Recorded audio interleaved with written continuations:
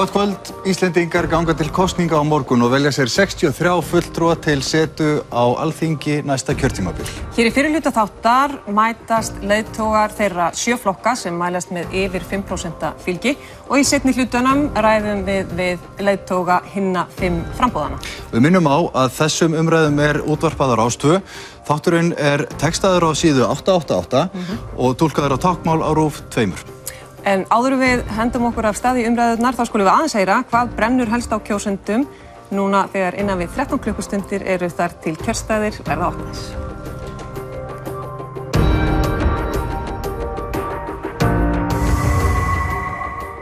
Hvað skiptir þig mestu máli fyrir kosningarnar á laugardaginn? Mestu máli?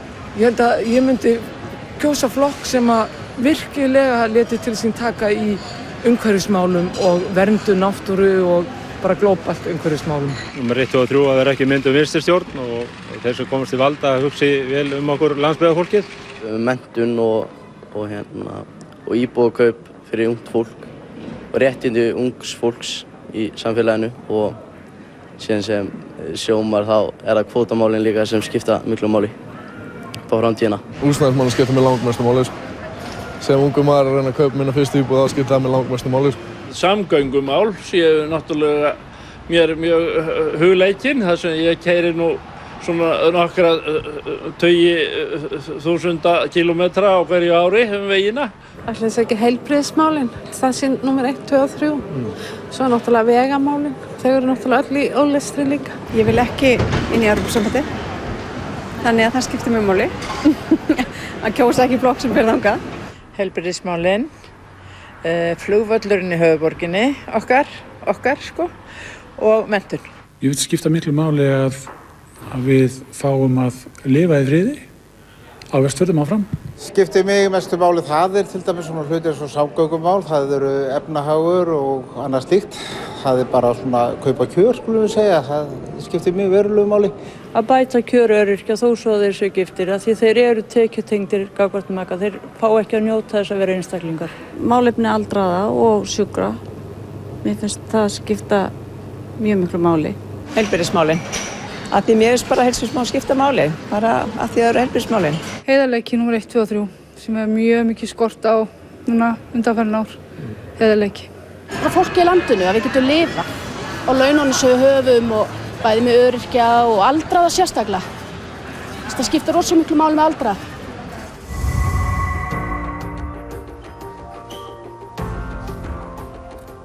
Já, þarna fengum við smjörþefinn af því sem efst í huga kjósenda fyrir kosningarnar á morgun og þá bara að kynna gestina sem eru hér hjá okkur í fyrirhluta þáttar. Þetta eru Óttar Proppé frá Bjartri framtíð, Sigurður Ingi Jóhannsson fyrir Framsóknarflokkinn, Benedikt Jóhannesson frá Viðreisn, Bjarni Benediktsson frá Sjálfstæðisflokki, Birgitta Jónsdóttir fyrir Pírata, Oddný G. Harðardóttir frá Samfylkingu og Katrín Jakobsdóttir fyrir Vinstrihreyfinguna Grænt framboð. Verið hjartalega velkomin öll hingað í sjónvarpssal. Takk fyrir. Takk. Áður en við hefjum umræðurnar þá skulum við rétt rifja upp niðurstöðu nýrrar Gallup-könnunar á fylgi flokkana. Ég ætla ekki að biðja ykkur sérstök viðbrögð við þessari könnun en okkur langar bara að upplýsa ykkur kjósendur það hvernig landið liggur núna daginn fyrir kjördag. Og hún lítur svona út, það Björt framtíð 6,7%, Framsóknarflokkurinn hefur 9,4%, Viðreisn fær 8,7%, Sjálfstæðisflokkur 27,1%, Píratar 18%, Samfylking 7,4% og Vinstrihreyfingin Grænt framboð 16,4%. Já, og eins og við sögðum, við ætlum ekkert að endilega fá einhver viðbrögð yfir því, en það er ekkert endilega gott sjónvarpsefni. Við ætlum hins vegar að fá að hefja þessar umræður eins og við höfum hafið marga málefnaþættina í kosningabaráttunni, þar að segja biðja ykkur hvert framboð að gefa okkur innsýn, bara á 1 mínútu, 60 sekúndur í það hver eru mikilvægustu málin sem liggja fyrir á næsta kjörtímabili að ykkar mati. Óttar Proppé, ef þú byrjar hér. Já, það mikilvægast að næsta kjörtímabili að reyna að byggja upp meiri sátt, að takast á við vantraust í íslensku samfélagi. Við þurfum að upplifa heiðarleika og skynsemi í pólitíkinni, í í því hvernig við byggjum upp kerfin okkar. Það þessi tilfinning að sumir séu réttlátari en aðrir, sumir hafi betra aðgengi að samfélaginu en aðrir og þetta vandi sem að þarf að taka á. Það þarf að bæta vinnubrögð og gera hlutina í betri sátt og meiri breidd og hugsa til langtíma, vera ekki í þessum endalausu skammtímarettingum. Það ljóst að innviðirnir eru mjög orðnir illa farnir, vanfjármagnaðir eftir hrunið og í raun og veru eftir óstöðuleika þessa kjörtímabils. Það þarf að taka almennilega á því í heilbrigðiskerfinu, í menntakerfinu, í samgöngukerfinu og síðan þarf auðvitað að taka heildstætt á ferðamálunum og sameiginlegum auðlindum og arði af þeim. Takk fyrir það, Óttar Sigurður Ingi Jóhannsson frá Framsóknarflokki. Já, við göngum náttúrulega til kosninga núna með þann árangur í farteskinu sem að náðst hefur á kjörtímabilinu, ekki síst með leiðréttingunni og losun hafta, að þá hefur umhverfið hérna gjörbreyst. Við erum að leggja núna áherslu á að lækka skatta á millistéttina, búa til hér eina stærri öflug millistétt, meiri jöfnuð með 25% lægra skattþrepi og útgreiðanlegum persónuafslætti. Við erum líka að leggja hér áherslu á það að það þurfi að skoða aftur hvar við ætlum að byggja upp nýjan spítala. Við viljum skoða það, hvort ekki sé hægt að gera það á nýjum stað, hraðar og betur en við þekkjum að það stendur til í dag. Við viljum endurskoða peningastefnuna í landinu með það markmið að hér lækki vextir, en kannski fyrst og fremst í ljósi skoðanakannana og þess sem hefur undangengist, að þá það núna stað kjósenda að þeir þurfa að velja núna annarkvort áframhaldandi trausta efnahagsstjórn, kröftugt atvinnulíf eða afturhvarf til vinstri stjórnar. Takk fyrir það, Sigurður Ingi. Benedikt Jóhannesson frá Viðreisn. Já, Viðreisn óvenjulegur flokkur að því leyti að Viðreisn stofnuð utan hugmyndir en ekki einhverja sérhagsmuni. Við finnum það á ferðum okkar á landið að það sem brennur heitast af fólki vaxtamálin. Vaxtabyrðin á Íslandi svo miklu hærri heldur en alls staðar annars staðar. Við erum sammála það að þurfa að lækka vexti, en hvernig á að gera það? Jú, við viljum festa gengi íslensku krónunnar við erlenda mynt eða myntkörfum. Hvað hjálpar það? Jú, þá lækka vextir á Íslandi í samræmi við það sem að gerist erlendis. Það eru auðvitað fleiri mál. Það til dæmis í sjávarútvegi. Þar verður að hafa réttlætari greiðslu. Við viljum setja ákveðin hluta kvótans á markað á hverju ári og verja andvirðinu til innviðauppbyggingar. Hvað ætlum við að gera fyrir það? Við ætlum að efla löggæslu, samgöngur og heilsugæslu á öllum svæðum. En núna það, við höfum val milli vinstri stjórnar eins og hér var sagt og vintri stjórnar. Viðreisn getur komið í veg fyrir það. Takk fyrir það, Benedikt. Bjarni Benediktsson frá Sjálfstæðisflokki. Já, ef það eitthvað eitt sem ég tel að við þurfum að læra af því sem gerðist hér við fall fjármálafyrirtækjanna, þá það að fyrir hrunið, þá vorum við að taka út lífskjör með láni úr framtíðinni. Það var ekki innistæða fyrir þess að þetta byggði mjög mikið á lánum erlendis frá. Þessu þurftum við að hætta. Við höfum lagt áherslu á það að lífskjarasóknin sem hefur verið undanfarin ár, hún hefur verið byggð á traustum grunni. Hallalausum fjárlögum, við höfum verið að greiða niður skuldir og við höfum komist úr þröngri stöðu í mjög góða stöðu. Næst að halda áfram á þessari braut, byggja upp innviðina sem hafa verið mjög til umræðu í þessum kosningum, spítala, heilbrigðiskerfið víða landið, vegakerfið, lögreglan, þarf meiri fjármuni og víðar, við getum nefnt almannatryggingar og menntamál heilt yfir, en við þurfum að gæta því að það gerist á traustum grunni. Og þegar allt kemur til alls, að þá útlitið mjög bjart, það virkilega bjart framundan, við getum látið alla njóta góðs af því, halda sköttum og gjöldum í lágmarki, atvinnulífið blómstrar þessar mundir, það bara skiptir öllu að fara núna ekki að rífa í stýrið, einhenda sér í að skipta út stjórnarskráni og leggja út í eitthvað leiðangur sem hefur ekkert með lífskjarasókn að gera. Takk fyrir það, Bjarni. Birgitta Jónsdóttir fyrir Pírata. Já, Píratar leggja höfuðáherslu á 5 stórmál. Fyrsta lagi þá viljum við fara í að endurreisa heilbrigðiskerfið. 86.000 Íslendingar skrifuðu undir áskorun þar að lútandi. Við viljum fjármagna það með að setja fiskinn á markað. Við stefnum á því að klára og ætlum að klára stjórnarskrána á þessu kjörtímabili. Við ætlum að tækla þessa spillingu sem ástæða þess að við erum að fara að kjósa á morgun og við leggjum líka mjög mikla áherslu á það að almenningur hafi meiri aðkomu ákvörðunartöku og þess vegna finnst okkur nauðsynlegt að verði farið í þjóðaratkvæðagreiðslu eins og margoft hefur verið lofað varðandi hvort við ætlum að halda áfram með aðildarviðræður eða ekki. En við verðum líka að hafa hugfast og Píratar eru mjög meðvitaðir það að við erum einn ríkasta þjóð í heimi og samt eru svo margir sem hafa áhyggjur af afkomu sinni, margir sem eru að tala að þeir eru óöruggir og við viljum stuðla að öryggi og festu með því að laga grunninn í kerfinu okkar. Takk fyrir það, Birgitta. Oddný G. Harðardóttir frá Samfylkingu.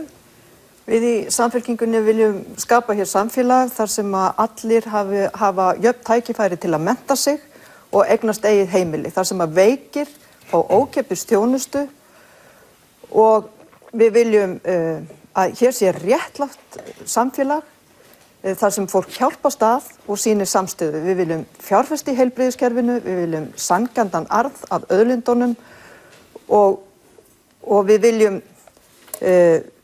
að sýna ungu fólki samstöðu að eignast hér heimili og sýna barnafjölskyldum samstöðu líka. Við viljum bæta kjör öryrkja og við höfum efnað þessu öllu. Við getum gert þetta með því að skipta þjóðarkökunni með réttlátari hætti. Það er mikilvægt að kjósa Samfylkinguna, alvöru jafnaðarmannaflokk sem hefur reynslu, þekkingu og þor til að takast á við framtíðina. Við tökum jafnréttismál alvarlega og sýnum það í verki. Við erum með hjarta á réttum stað og við óskum eftir atkvæði kjósenda á morgun. Takk fyrir það, Oddný. Katrín Jakobsdóttir frá Vinstrihreyfingunni grænu framboði. Stóra spurningin í þessum kosningum er hvort það eigi að nýta efnahagsbatan til að lækka álögur á þá sem mest hafa á milli handana, eins og hefur verið gert í tíð núverandi ríkisstjórnar, eða hvort við ætlum að taka aðra stefnu og fara að treysta hér innviði og undirstöður. Og ég verð að segja það eftir að hafa ferðast landið og hitt fjöldamargt fólk, að fólk í þessu landi hefur áhyggjur af undirstöðunum. Það hefur áhyggjur af heilbrigðisþjónustunni, skólamálunum, það hefur áhyggjur af kjörum aldraðra og öryrkja og fólk vill sjá breytingu. Breytingu í þá átt að stjórnmálamenn fari að byggja upp þessi samfélagslegu verðmæti sem við eigum saman. Ég get líka nefnt löggæsluna, samgöngumálin, fjarskiptin. Hvar sem það kemur þá er fólk að lýsa þeirri skoðun sinni að þrátt fyrir efnahagsbatan þá telji það ekki nóg að gert í þessum málum. Og það er mikilvægt að við stefnum áfram og stefnum til sóknar í þessum málum því þetta er undirstaðan fyrir það að við getum skapað öllum jöfn tækifæri. Tryggt það að fólk hafi hér sömu tækifæri óháð því í hvaða aðstæður það fæðist inn í. Takk fyrir það, Katrín Jakobsdóttir. Þá er bara að henda sér á stað. Já, þá eru konar svona meginlínurnar, áherslur hvers framboðs fyrir sig. Tölum aðeins pólitíkina, Birgitta, þið í Pírötum, þið buðuð öllum hér nema sjálfstæðismönnum og framsóknarmönnum til viðræðna málefna samstarf. Viðreisn reyndar þáði ekki boðið. Þið lofuðu því að kynna niðurstöður þessa fundahalda 2 dögum fyrir kosningar til þess að kjósendur gætu átta sig á því hvers konar ríkisstjórn eða samstarfsbandalag þeir væru að kjósa. Þið kynntuð ekki þessa niðurstöðu með neinum ítarlegum hætti. Af hverju ekki? Já, við reyndar sendum frá okkur skýrslu það hvað ákvarðanir við tókum á þessum fundi. Það var sammælt það hjá þessum 4 flokkum sem hittust að það var óskað eftir því að við færum ekki í að kynna ítarlega áherslur því að það var ekki nægilegu tími til þess að fara yfir þær og eiga samtal við grasrót flokkana. En allir þessi flokkar eru sammála þessa megin línur sem að hér hafa verið ræddar í kvöld að það þurfa að ráðast í þær. Og þannig að við skilum af okkur fyrir okkar hönd, við getum ekki tala fyrir aðra flokka ef að þeir óska ekki eftir því. En hvað situr eftir? Það sem er stórkostlegt við þetta er að við tókum áhættu og ákváðum það að gera tilraun til þess að gera það sem að nágrannir okkar gera í Skandinavíu og í Hollandi, að bjóða upp á blokk, að bjóða upp á tiltekna flokka fyrir kosningar þannig að kjósandinn viti nákvæmlega hvað hann fær þegar hann kýs til dæmis Pírata. Þá er hann ekki að kjósa Sjálfstæðisflokkinn eða Framsóknarflokkinn. Það er í fyrsta skipti á Íslandi sem að það er með svo afgerandi hætti hjá flokkum sem að eiga möguleika að komast í ríkisstjórn. Vinstri græna gerðu því sama og Samfylkingin og Björt Framtíð gerir ráð fyrir. Þannig að það eru tíðindi líka annað sem eru tíðindi í þessu En er ekki vont að byrja þá nýtt samstarfflokka á því að svíkja þetta loforð gagnsæi gagnvart kjósendum? Já, við vorum algjörlega gagnsæi gagnvart okkar kjósendum og við meira segja vorum það gagnsæi að við lofum því að ef það þyrfti að koma til einhverju málamiðlana eftir þessar samræður að upplýsa það og það gerðum við.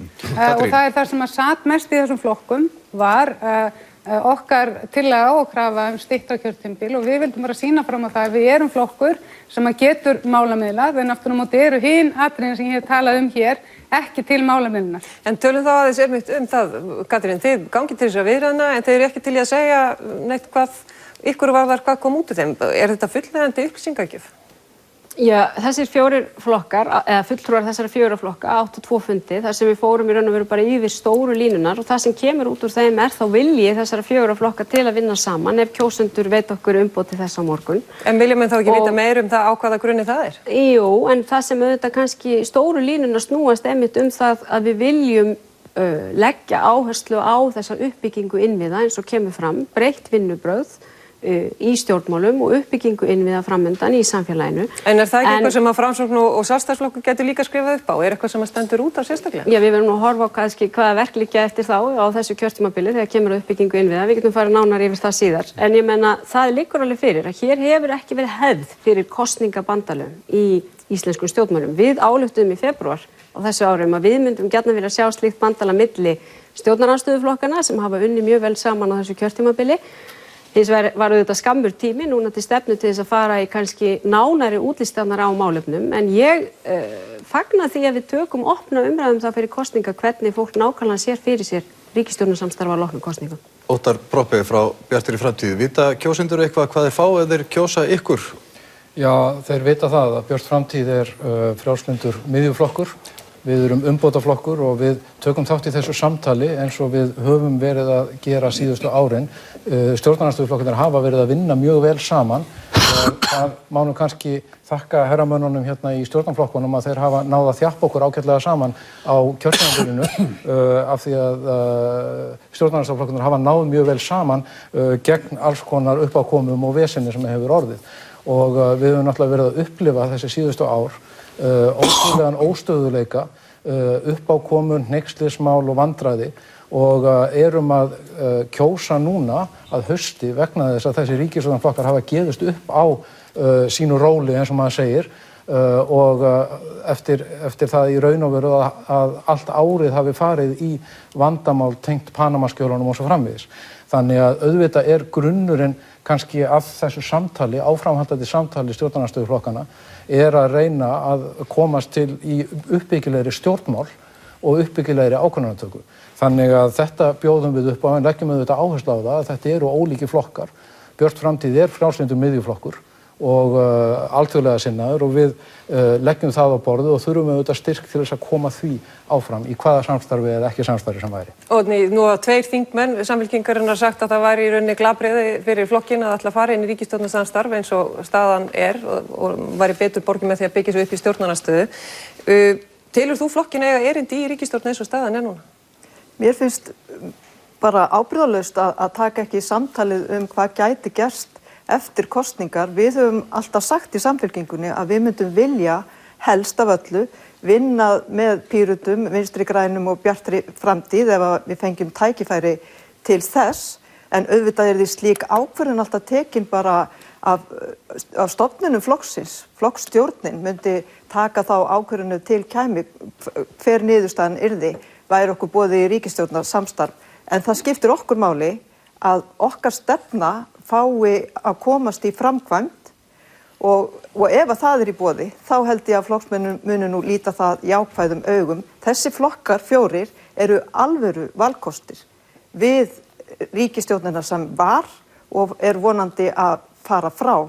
Við leggjum áherslu á velferðina, við röðum öll velferðinni framar heldur en sérhagsmunaflokkarnir gera og þess vegna fannst mér þetta góð hugmynd að búa til valkost en við höfðum lítinn tíma en ég vona að þetta skref verði til þess að eftir kosningar munum við bara þróa nýja hefð í stjórnmálum hvað þetta varðar. Þannig að ríkisstjórnarsamstarf gæti bjargað Samfylkingunni?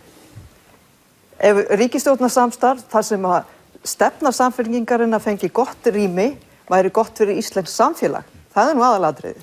Takk fyrir þetta. Sigurður Ingi, fulltrúar stjórnarandstöðunnar gengu á fund þinn í vor eftir Panama-hneykslið.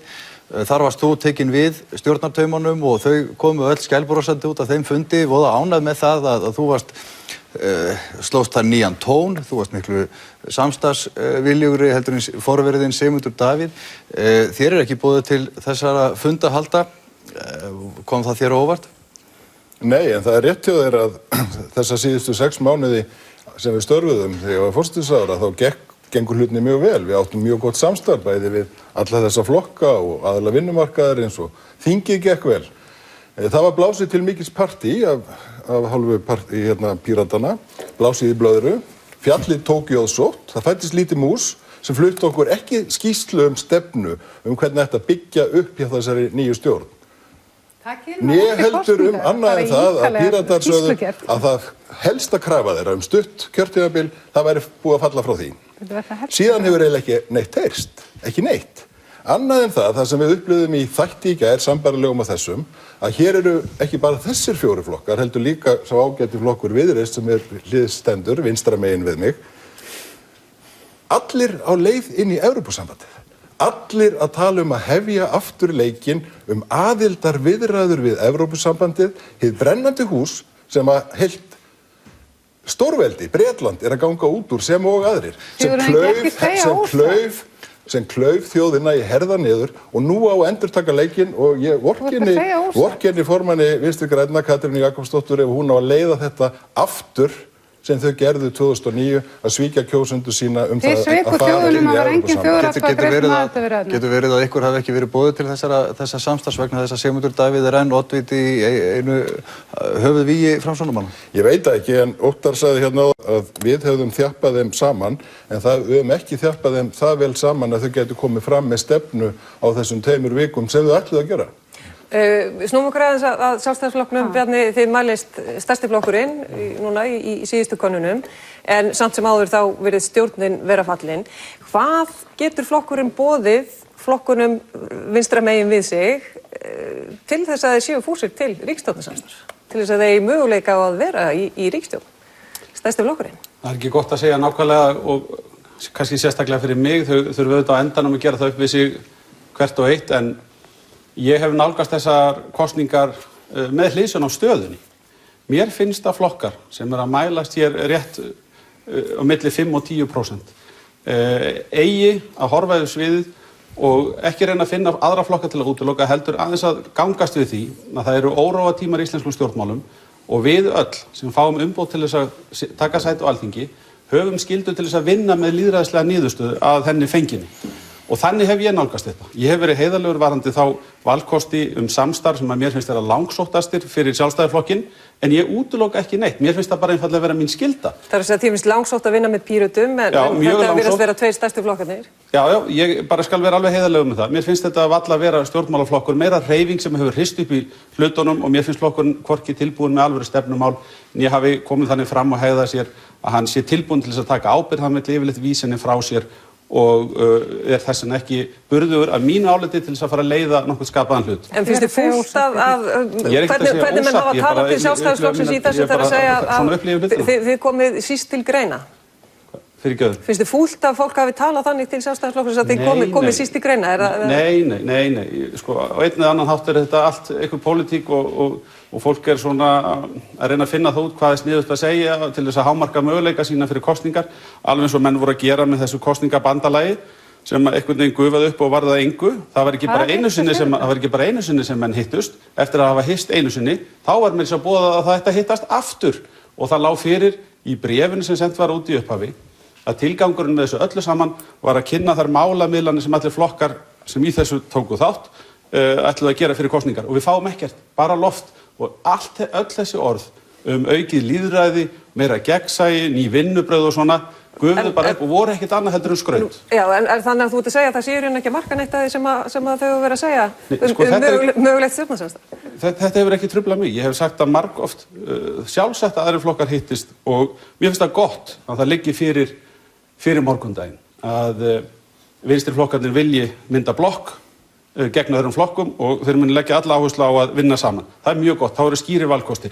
Annaðhvort verður þrifið í stýrið og lögð áhersla hér á stjórnarskrá og fara að kljúfa þjóðina út af Evrópusambandsmálum einhverju slíku eða menn fara í alvöru vinnu við að byggja upp innviðina sem ég tel að sé aðalmálið og við höfum traustan grunn til þess að gera það. Förum betur í það og eftir Benedikt Viðreisn, hvort vill hún starfa til hægri eða vinstri? Já, þetta athyglisvert nefnilega því menn hafa spurt hvað ætlið þið að gera, með hvað flokkum ætlið að vinna. Það eins og það skipti öllu máli að geta raðað upp stærðfræðilega hvernig menn ná í meirihluta. Auðvitað það ekki það sem skiptir máli. Það sem skiptir máli hvað næst málefnileg samstaða.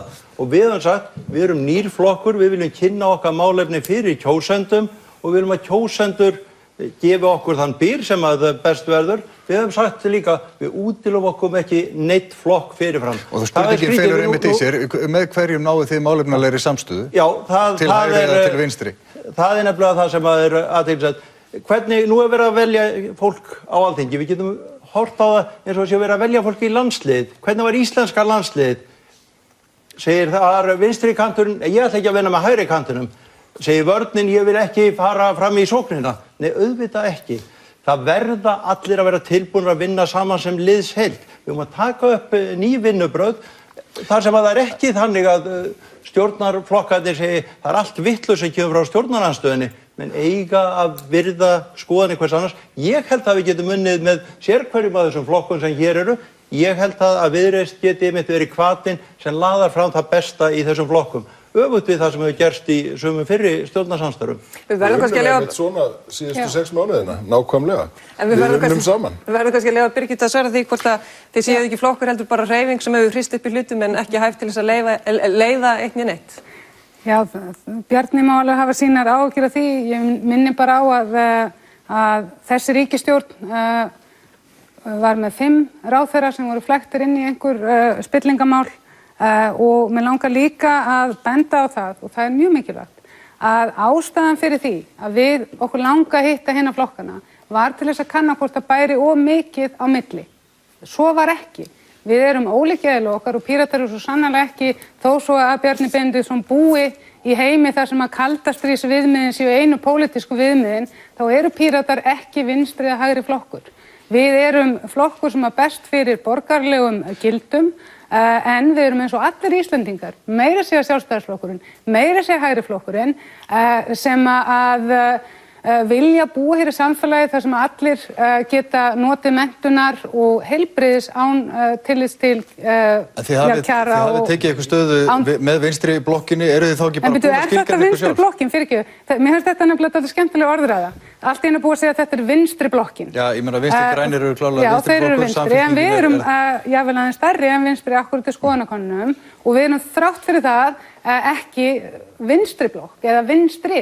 Við skilgreinum okkur ekki þannig, við viljum aukna aðkomu almennings að lýðræðinu og reyna að taka pólitíkina inn í... Að Píratar eru hvorki hægri né vinstri, þetta sýta er yfirleitt hjá.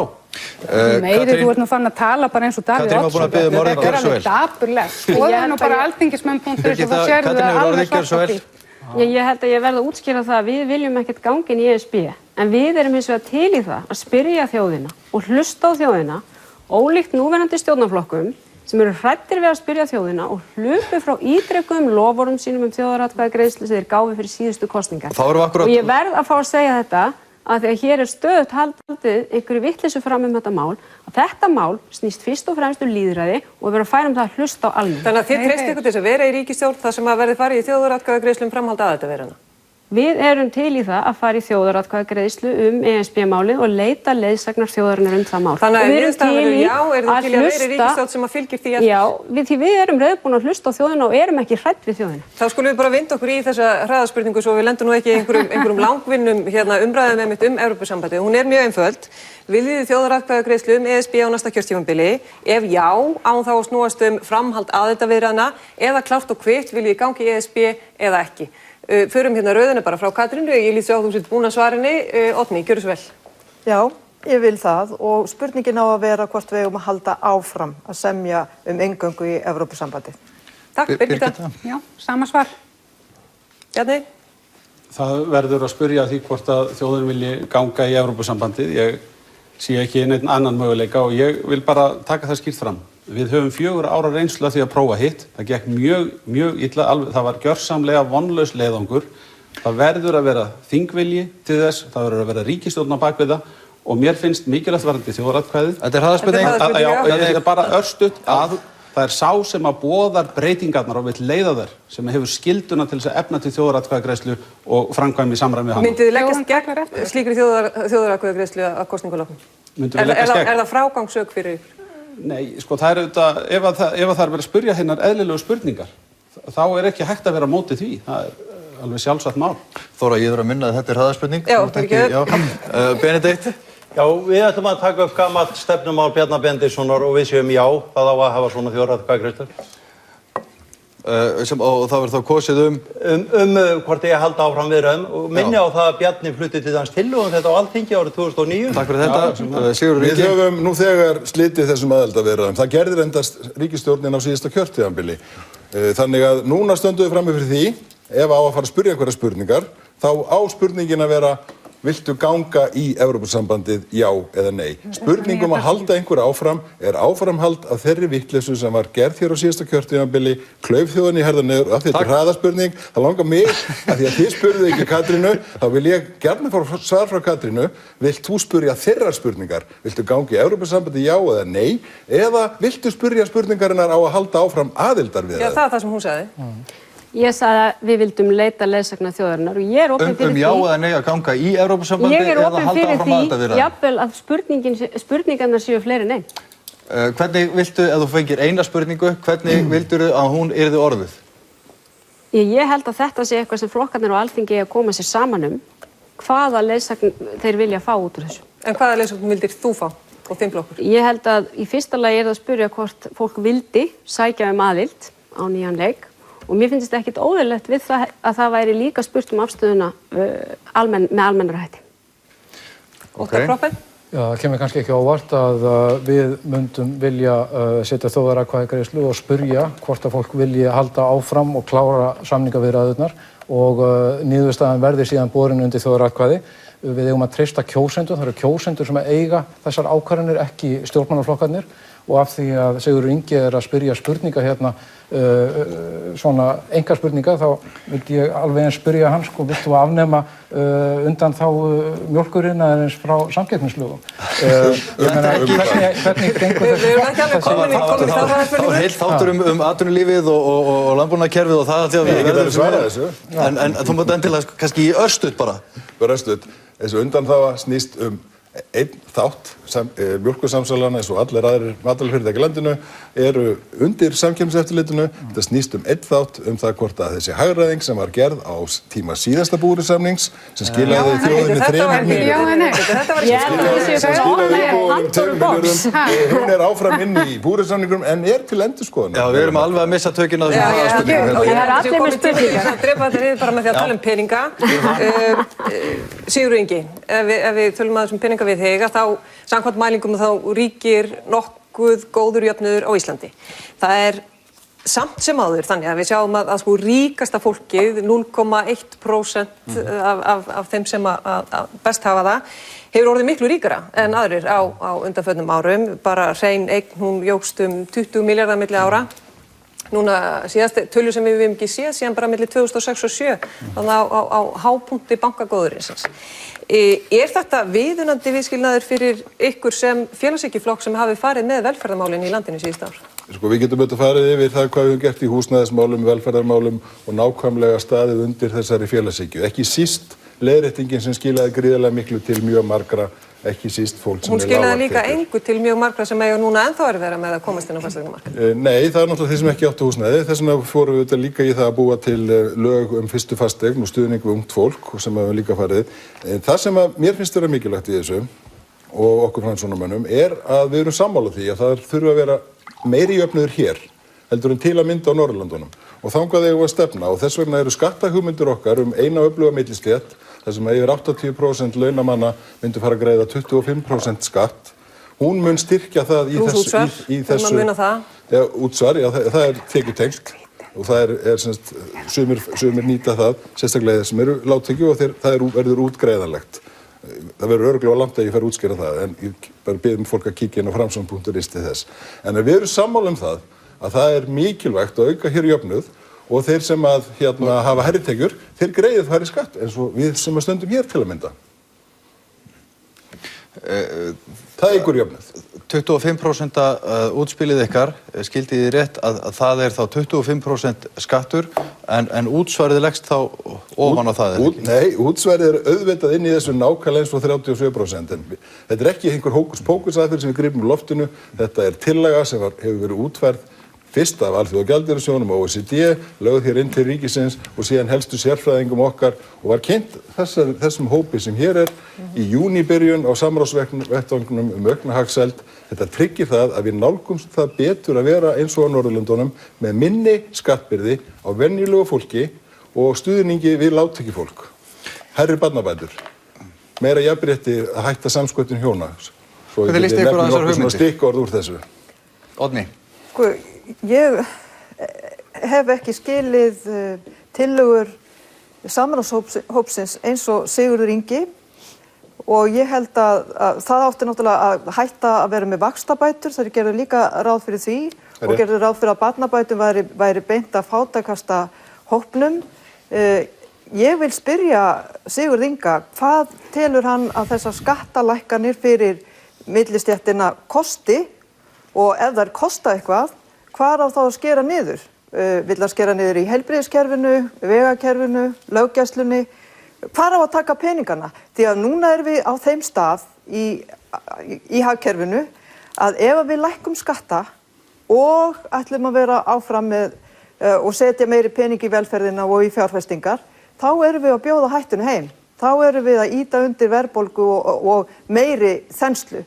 Þannig ef þá boða skattalækkanir, þá verðum við að fá að vita hvað á að gerast á móti til þess að halda jafnvæginu. Þessi skattatillaga hefur 0 áhrif á sveitarsjóð og ríkissjóð. Hún útfærð með öllum þeim tekjum sem koma frá tekjuskattinum, útsvarinu og útgjöld sem barnabætur og vaxtabætur. Það sett inn og þetta hefur 0 áhrif. Það bara verið að færa til byrðar. Þetta jafnaðaraðgerð. Þetta jafnaðaraðgerð, segir Sigurður Ingi, en ég verð þá að benda á það að þegar þessar tillögur voru kynntar fyrir okkur af samráðsvettvangi aukna hagsæld, þá var einmitt sérstaklega látið fylgja að það væri ekki búið að greina tekjujöfnunar áhrif þessar aðgerða.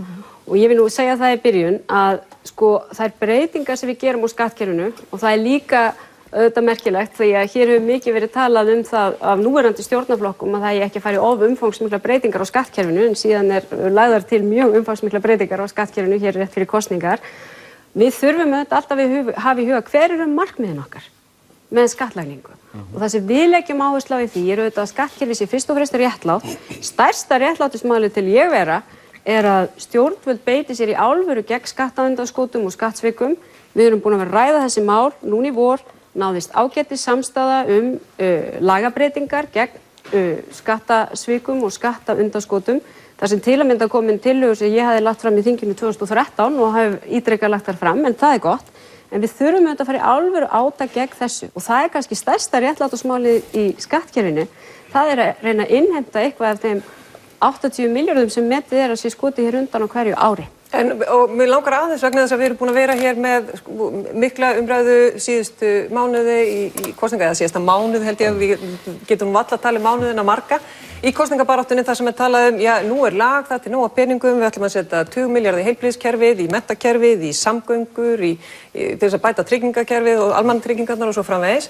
En við viljum líka lága verðbólgu og lítið atvinnuleysi og stöðugleika.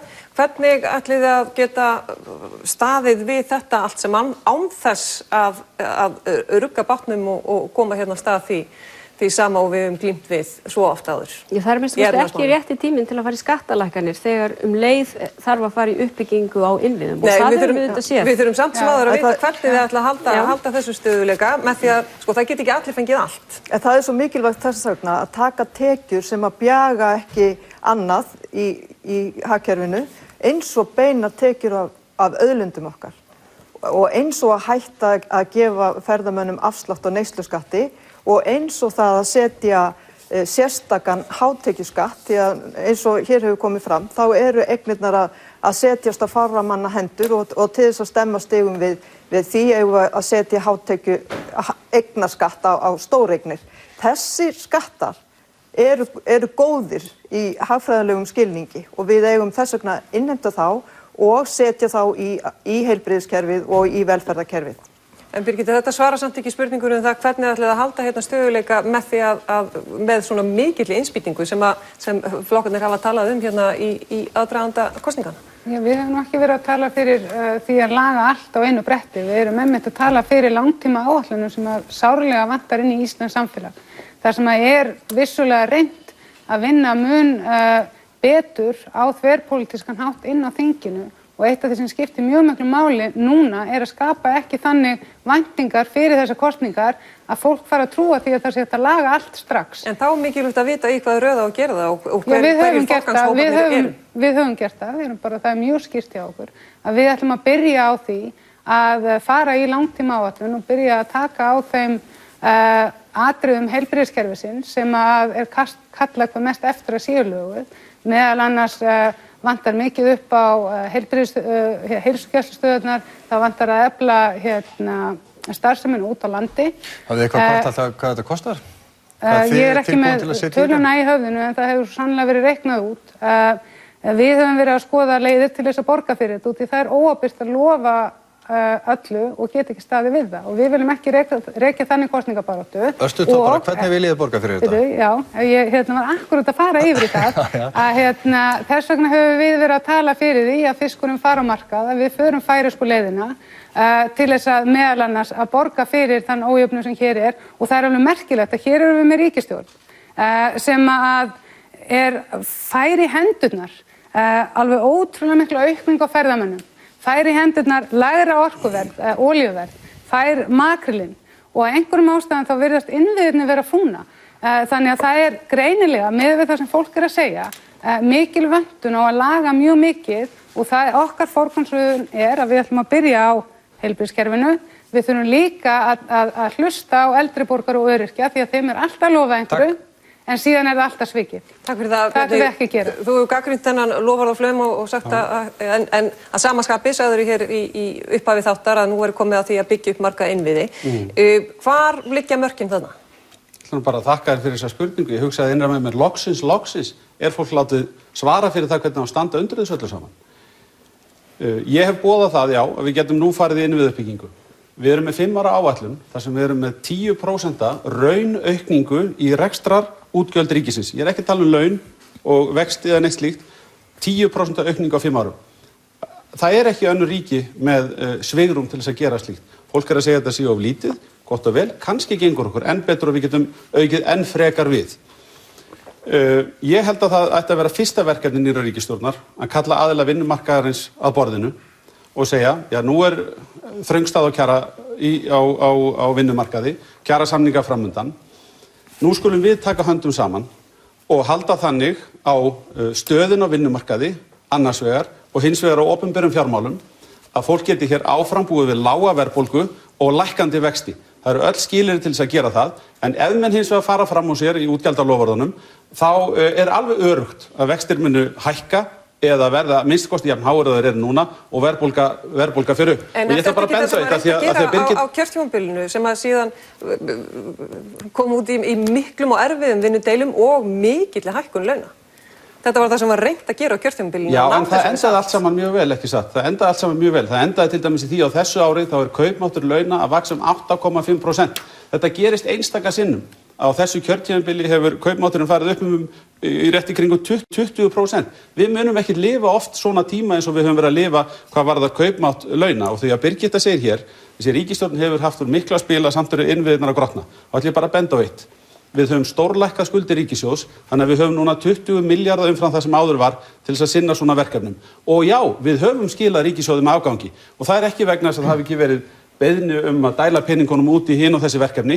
Við höfum staðist þá freistni að fara of hratt yfir vegna þess að við höfum lagt svo mikla áherslu á að hér væri stöðuleiki og hver verðbólgan í dag, hver árangurinn af þessari stefnu? Það 1% verðbólga sem þýðir að launahækkanir sem verið að semjum, það að skila sér beint í vasan hjá fólki. Þessi ríkisstjórn að skila núna þessu ári 408 milljarða afgangi og sem forsendan fyrir öllu því sem verið að tala hér að hægt sé að gera í framhaldinu. Takk fyrir þetta, Bjarni Benedikt. Já, ég hef sagt það ekkert eins hættulegt eins og stjórnmálamaður í kosningaham. Við sjáum það að nú menn að tala það ríkissjóð sé gjörsamlega springa peningum og menn lofa og segja allt þetta skaltu fá ef þú fellur fram og tilbuðu mig eða kýst mig. Það auðvitað ekki þannig. Málin sem skipta máli fyrir kjósendur eru hvernig verður líf mitt á næsta kjörtímabili, hvernig getum við treyst í að hér sé einhver varanleg lausn. Það vita allir að þetta verður ekki þannig að alþingismenn komi með jólagjafir og færi mönnum gull og gersemar. Það er svo sannarlega ekki þannig. En við höfum komið með lausn þar sem við segjum hver stærsta vandamál heimilana? Það vaxtagreiðslur. Vaxtagreiðslur sem að gera það að verkum að hér erum við að borga 3 sinnum húsin okkar tilbaka þegar í nágrannalöndunum okkar, Norðurlöndunum, erum við bara kannski að borga tæplega 1,5 sinni tilbaka. Við segjum festum gengið, þá erum við með stöðuleika. Hérna tala ég stöðuleika, það er rétt, það er lítil verðbólga, en það er svo sannarlega ekki stöðuleiki hjá útgerðarfyrirtækjunum sem fá núna 12–15% minni tekjur. Það er ekki stöðuleiki hjá sjómönnunum sem fá minna fyrir túrin í hvert einasta skipti vegna þess að krónan hefur styrkt. Það er ekki stöðuleiki í ferðaþjónustunni sem seldi ferðirnar þegar evran var á 140 krónur, þegar fólki kemur núna, það er 125 krónur. Það er þetta sem við viljum breyta. Við viljum vera með varanlega stöðuleika, við viljum fá lága vexti á Íslandi eins og í nágrannalöndunum. Óttar, proppi frá Bjartri framtíð, það er svona tilfinningin sem að fólk hefur einmitt að, kannski eins og Benedikt lýsir að það sé til óbáslega mikið af peningum og það verði allt lagað á skömmum tíma. Þið talið fyrst og fremst vinnubrögð.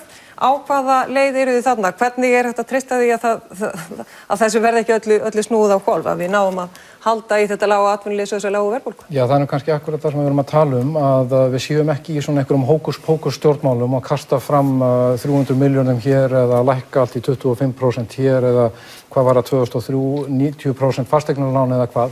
Og að við förum ekki að tala að stöðuleiki að það sé eitthvað ástand sem geti gerst á einhverjum 2–3 árum þegar að vel gengur, þú veist, í sjávarútvegi eða í olíuverði eins og við búið að vera núna síðust ári.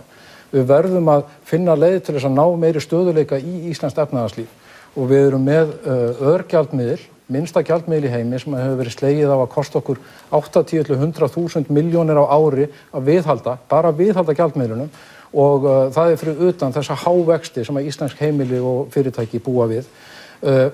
Þetta ástand er til þess búið að vera í endalausum upp- og niðursveiflum. Þetta er þjóðfélag og efnahagslíf sem hrundi fyrir 8 árum, þar sem við vorum að slökkva á ljósastörunum líka við og núna erum við allt í einu orðin svo ofsalega rík að við þurfum ekki að hafa neinar áhyggjur af öðru og getum leyft okkur eins og félagið minn hérna að líkja Evrópu við brennandi hús sem er náttúrulega svo fjarri lagi. Þannig að það sem við höfum talað er að það þurfi að ná meiri stöðuleika í stjórnmálin, að það þurfi að vinna saman að málunum, að það sé ekki bara þessi sem að færa að ráða núna og reiðist yfir hinn og síðan skiptast þeir á. Þannig að þetta er svona grundvallar stefnan okkar, það er að segja að vinnubrögðin, þau er ekki bara eitthvað prjál, þau skipta máli, þau eru grunnurinn að því að það sé að taka ákvarðanir sem skipta einhverju máli og sem að endast. Takk fyrir þetta, Óttar. Tölum eitt mál sem að skiptir Pírata mjög miklu máli og það er stjórnarskráin. Þið hafið gert það að kröfu ykkar að fara í allsherjar endurskoðun á stjórnarskráni og þið vilja ekki fara í ríkisstjórnar samstarf með öðrum en þeim flokkum sem að vilja gera það líka. Þið settu það sem kröfu að það yrði stytt kjörtímabilið, þú sagðir það í vikunni á viðtali í Rás 2 að það verði krafa ykkar að kjósa eftir 1,5 ár eða 2 ár, eða 2,5 ár, en síðan kom yfirlýsing bara í gær, minnir mig, að maður hefði fallið frá þessari kröfu stutt kjörtímabil. Er hugsanlegt að þið fallið frá þeirri kröfu að endurskoða stjórnarskrána með þessum grundvallar hætti? Alls ekki og ástæðan fyrir ég sagði þetta út á stættunum með Bjarna Benediktssyni var ég átt eftir að tala við grasrótina styttra kjörtímabilið en stjórnarskráin það er ekki möguleiki fyrir okkur að fallast á málamiðlana með að hún verði ekki kláruð á næsta kjörtímabili og við skulum hafa það í huga að það er búið að fara í þetta ferli sem við vakja athygli út allan heim þar sem að þjóðin fékk að búa til sín eigin samfélagsáttmála. Þetta er ekki kollsteypa á núverandi stjórnarskrá sem er nú 72 ára gömul drög sem við fengum ekki upp frá danska konungnum. Það er 70% af nýju stjórnarskránni og ég hvet fólk til þess að kíkja á hana. Þetta er alveg ótrúlega falleg stjórnarskrá Aðalmunurinn í henni bæði að hún á mannamáli og ekki síður að í henni mikið pólitík. Og pólitíkin snýst sko deilurnar henni eru mjög oft koma sérstaklega frá þessum væng stjórnmálana. Líka fræðimönnum.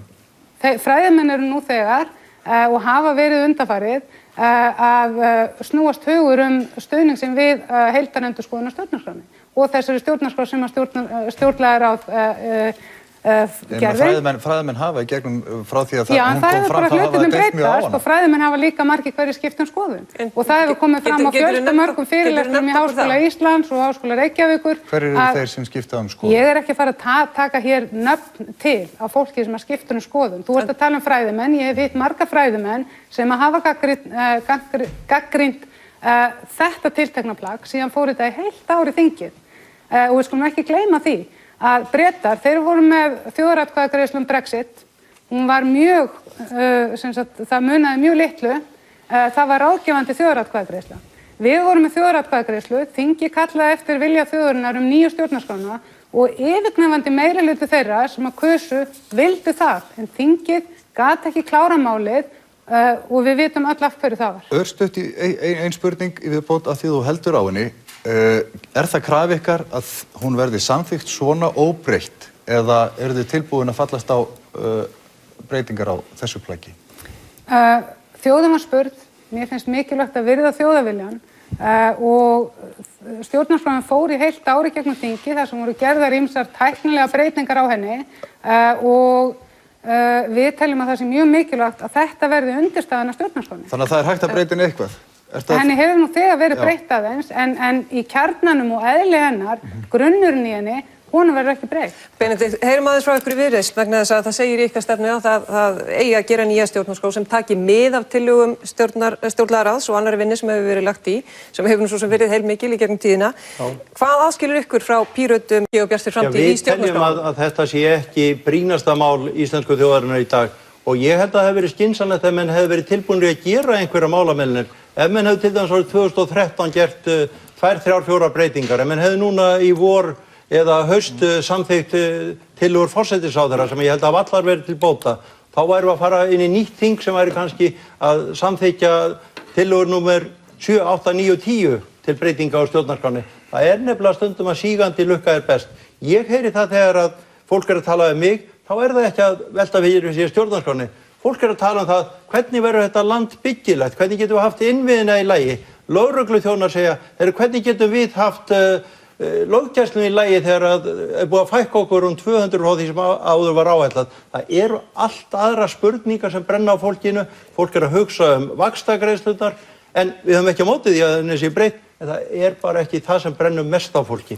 Oddný, hvað finnst ykkur plaggið sem að hún Birgitta heldur á? Verið þið tilbúin að leggja það óbreytt fram eða hvað viljið þið gera? Við viljum halda áfram þar sem frá var horfið vorið 2013 og vinna áfram á þeim nótum. Það eins og Birgitta sagði, það voru komnar margar breytingar, það var heilmikið vinna sem átti sér stað í þinginu og það þarf að halda áfram með hana. Það þarf líka að ræða við fræðimenn framhaldið og við eigum að virða þjóðaratkvæðagreiðsluna frá október 2012. Mér finnst þetta vera grundvallaratriði og við leggjum áherslu á þetta. Það búið að vinna heilmikið, tökum þráðinu frá því vorið 2013 og höldum áfram og klárum stjórnarskrána. Við þurfum líka að eiga samtali þjóðinum þetta, mér finnst það mjög mikilvægt. Takk. Katrín. Stóra málið að stjórnmálamenn geta ekki hunsað niðurstöðu þjóðaratkvæðagreiðslunnar frá 2012. Þessu máli var ekki lokið á sínum tíma. Það var of skammur tími ætlaður til stefnu. Það mikilvægt að við tökum málið upp á nýjan leik. Ég hins vegar tók þátt í stjórnarskrárnefndinni sem starfaði á þessu kjörtímabili. Ég var tilbúin til þess að reyna að ná fram einhverjum breytingum í rétta átt. En því miður skortir raun og veru pólitíska forystu að mínu viti í þeirri vinnu til þess að ljúka þeirri vinnu. Við sitjum enn uppi með það að hafa ekki orðið við niðurstöðum þjóðaratkvæðagreiðslunnar og það okkar skylda að verða við henni. Þannig að ég tel mjög eðlilegt að við núna eigum þetta samtal bæði við fræðimennina sem hér voru nefndir, við fólkið í landinu og vinnum að því að þessu ferli verði lokið. Sigurður Ingi, þarf að gera breytingar og þá hvernig? Já, þessar 3 tillögur sem að stjórnarskrárnefndin hafði unnið að býsna lengi á kjörtímabilinu og ég bað þau að ljúka og svo við getum farið með henni í þingi til þess að klára, eru allar mikilvægar og góðar breytingar og ágreiningur þær var minni en svo að okkur hefði átt að auðnast að klára þau. Svo ég vitni nú í innsetningarræðu nýs forseta að áfangasigrar væru líka sigrar. Og mér fannst það mjög dapurt að þingið skyldi ekki ná að klára þetta. Og ég tekið eftir því að hér talað mikið að þegar virða þjóðaratkvæðagreiðslu sem hér var haldin. Þetta sama fólk og stjórnar Reykjavíkurborg, það virðir ekki þjóðarviljan sem hefur komið fram í 75-80.000 undirskriftum það að flugvöllurinn í Reykjavík eigi að vera þar.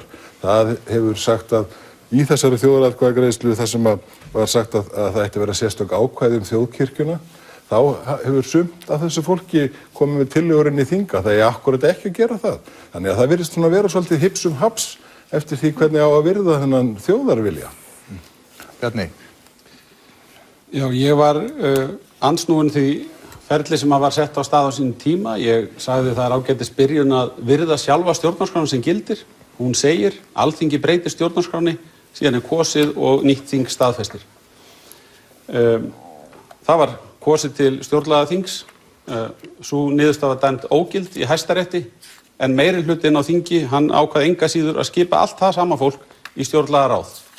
Síðan var fengin þessi niðurstaða, kosið hana, spurt var, eiga þessar tillögur að liggja til grundvallar nýrri stjórnarskrá. Það var ekki kosið stjórnarskrána. Þessi spurning var svona orðuð. Nú er það svo að ég hef alltaf verið skýr með það að við þurfum ekki nýja stjórnarskrá. Ég segi eins og Benedikt, mér heyrist að við getum það ágætlega saman þetta atriði. Ég og enn eftir, þarna kom eitt allavega, maður byrjar á einu. Ég hef enn ekki hitt kjósanda í þessu landi sem er alveg að drepast og nær ekki endum saman út af einhverju ákvæði stjórnarskráni. Það bara er ekki þannig. Og þetta er ekki mál sem brennur efst í huga almennt hjá kjósendum, vissulega margir sem að brenna fyrir þetta mál, en ég hef sagt að við höfum að gera afmarkaða breytingar, auðlindaákvæði, þjóðaratkvæðagreiðslur, þetta eru 2 grundvallaratriði. En það gengur ekkert á þinginu að gera þetta. Ég meina, hvað hafið haldið marga fundi í stjórnarskrárnefnd, þar sem Katrín og fulltrúar Sjálfstæðisflokks og allar flokkar sattu? Það hefur ekki gengið. Það voru einhverjir 60-70 manns í grasrót Pírata sem greiddu atkvæði gegn því að við heldum áfram og þá fór Birgitta frá málinu. Alþingi gengur illa að breyta stjórnarskránni. Það var góð sátt. Stjórnarandstaðan vildi bara ekki halda áfram. Það voru mikla bókanir. Það var fín sátt þessa vinnu sem átti sér stað á þessu kjörtímabili. Og ég hef skrifað þetta blaðagreinar. En hvernig á þá að breyta stjórnarskránni ef Alþingi virðist ekki ná utan málið? Já, góðu fréttirnar, og það gengur ekki. Jafnvel fyrir þeim breytingum sem þú varst að nefna hér, þjóðaratkvæðagreiðslu og ég meina, menn ná ekki saman það. Já, sko, í Bretlandi er engin stjórnarskrá. Það bara hefur gengið ágætlega hjá Bretum, sko. Þegar menn breyta stjórnarskránni í Bandaríkjunum, þá það sé langan aðdraganda og það eru skrifaðir margir hillumetrar eina grein sem bætist við. Hún stendur að meira eða minna óbreytt í langt yfir 100 ár. Sko, þessi stjórnarskrá, hún var studd af yfirgnæfandi meirihluta allra Íslendinga sem voru stoltir af því að styðja breytinguna. Og ég ætla bara ekki að taka þátt í ferli þar sem að stjórnarskráin er breytt í einhverjum meiriháttar ágreiningi. Og það er bara allt í lagi þó að taki tíma að breyta henni. Þú ert í raun að segja að þetta skiptir litlu máli. Hérna breytt sinni stjórnarskrá 28 sinnum í Venezuela. Það er að stefna í 2200% af verðbólgu og fólk hefur það mjög alvarlegt. Heldur þú sé samhengi þar á milli? Og þeir eru enn að velta fyrir sér að breyta stjórnarskránni. Nú er verðbólgan 1% hér, hvað heldur hún verði ef við breytum stjórnarskránni eftir svona 3 ár? Ég held að við fara varlega að breyta stjórnarskránni, en það er til leið fyrir það. En það er rétt sem Bjarni sagði að Píratar héldu fund og greiddu atkvæði og hann fór 60-40 með þessum tillögum. 60 voru móti, 40% voru með.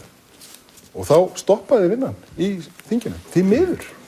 En ég held að Bjarni og Sigurður Ingi viti það auðvitað báðir mæta vel að það var kannski ekki mikil áhuga á því að ljúka starfi þessara nefndar.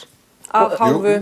Af hálfu fulltrúa meirihluta í nefndinni sem átti meirihluta fulltrúa. Hún skilaði af sér. Og hefði getað sýnt miklu meiri forystu í því máli að reyna að ljúka þessum breytingum. Þannig er nú staða þessa máls. Nákvæmlega. Og það er líka þannig. Minni hálfu var fullur vilji að klára þetta mál, annars hefði ég ekki bæði átt samtöl við nefndarmenn að ljúka því og fara með henni í þing og það voru þetta voru mála það var nú bara þannig að fólk var ekki svona skipað í áður en við skiptum kúrs. Þetta er kannski eitt af þeim málum sem að einmitt hreyfðist lítið sem ekkert fyrir en kannski alveg á síðustu vikum og mánuðum þessara ríkisstjórnar því miður.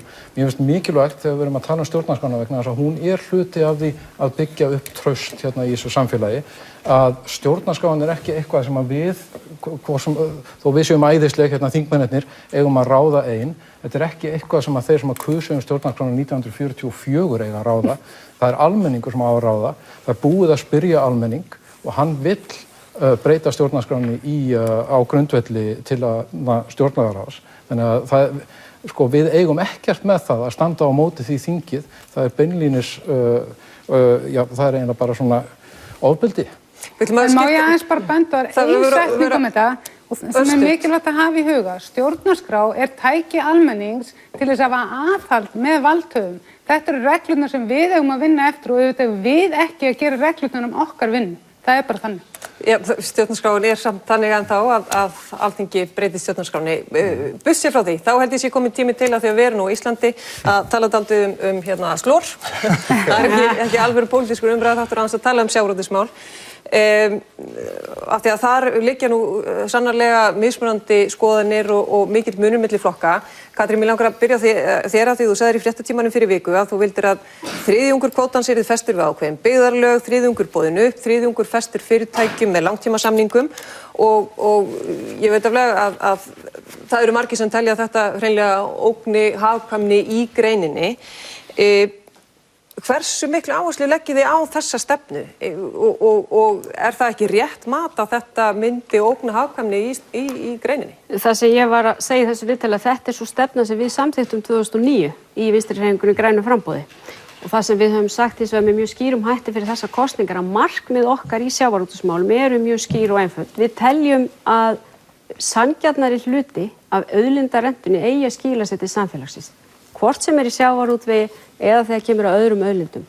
Fyrir því höfum við talað mjög skýrt. Það gerðum við á síðasta kjörtímabili með upptöku sérstaka veiðigjaldsins sem var auðvitað forgangsverkefni nýrrar ríkisstjórnar að leggja niður. Við höfum talað síðan skýrt fyrir því markmið að kerfið þarf að vera sjálfbært, veiðarnar þurfa að vera umhverfisvænar og við viljum sjá ákveðna byggðafestu innan greinarinnar. Það sem ég var að vitna í þarna er okkar stefna frá 2009 sem ekki komst í framkvæmd á síðasta kjörtímabili en það breytir því ekki að þessi markmið eru mjög skýr og við höfum talað fyrir þeim. Ógnar þetta hagkvæmni? Spyr þú? Nei, ég tel það ekki vera. Ég tel það ekki vera þessi markmið sem ég er að telja hér upp að sjálfsögðu mikilvægt fyrir greinina að veiðarnar séu sjálfbærar. Það eru auðvitað risavaxið hagsmunamál fyrir okkur öll og greinina.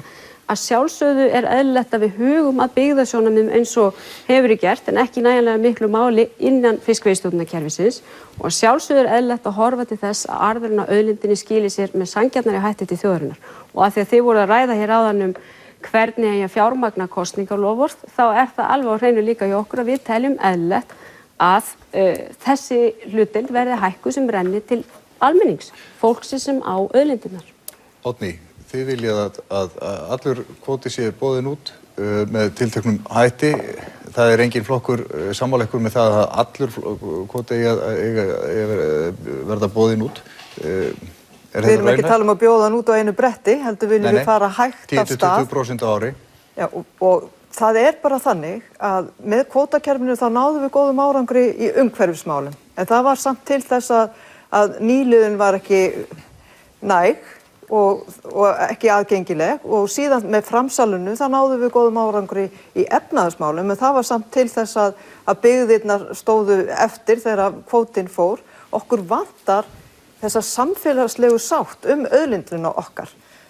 Þá fullistu að þjóðin sé að fá sanngjarnan arð af auðlindunum og við teljum að þetta sé besta leiðin til þess. Það er að segja bjóða út aflaheimildirnar. Við verðum auðvitað með reglur í útboðinni og við getum náð hvaða pólitíska markmiði sem við viljum með þeim reglum. Núna má 12% fara hjá hverju fyrirtæki af aflaheimildunum og auðvitað myndum við setja slíkar skorður þannig að þær fari ekki á fárra hendur. Það má setja byggðaskorður, það má meira segja taka tillit til smærri útgerða. Við getum sett reglur útboðið sem að við viljum og teljum að sé hagkvæmt fyrir íslenskt samfélag, en við þurfum að fá fullt verð fyrir auðlindina. Stjórnmálamenn eiga ekki að setja puttan upp í loftið og ákveða verðið. Og núna útboð á aflaheimildum, en það bara ekki þjóðin sem að gera það, heldur eru það útgerðarmenn sjálfir. Og verðið þar núna, samkvæmt nýjustu upplýsingum, eru 211 krónur á kíló af þorski á meðan að ríkið fær 11 krónur.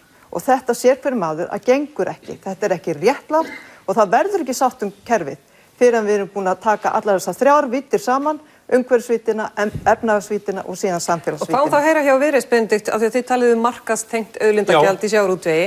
Hvað þýðir það? Erum við að tala uppboð eða? Við eigum þessa auðlind saman, öll þjóðin. Og hvað eðlileg ávöxtun af einhverjum sjóði sem við eigum?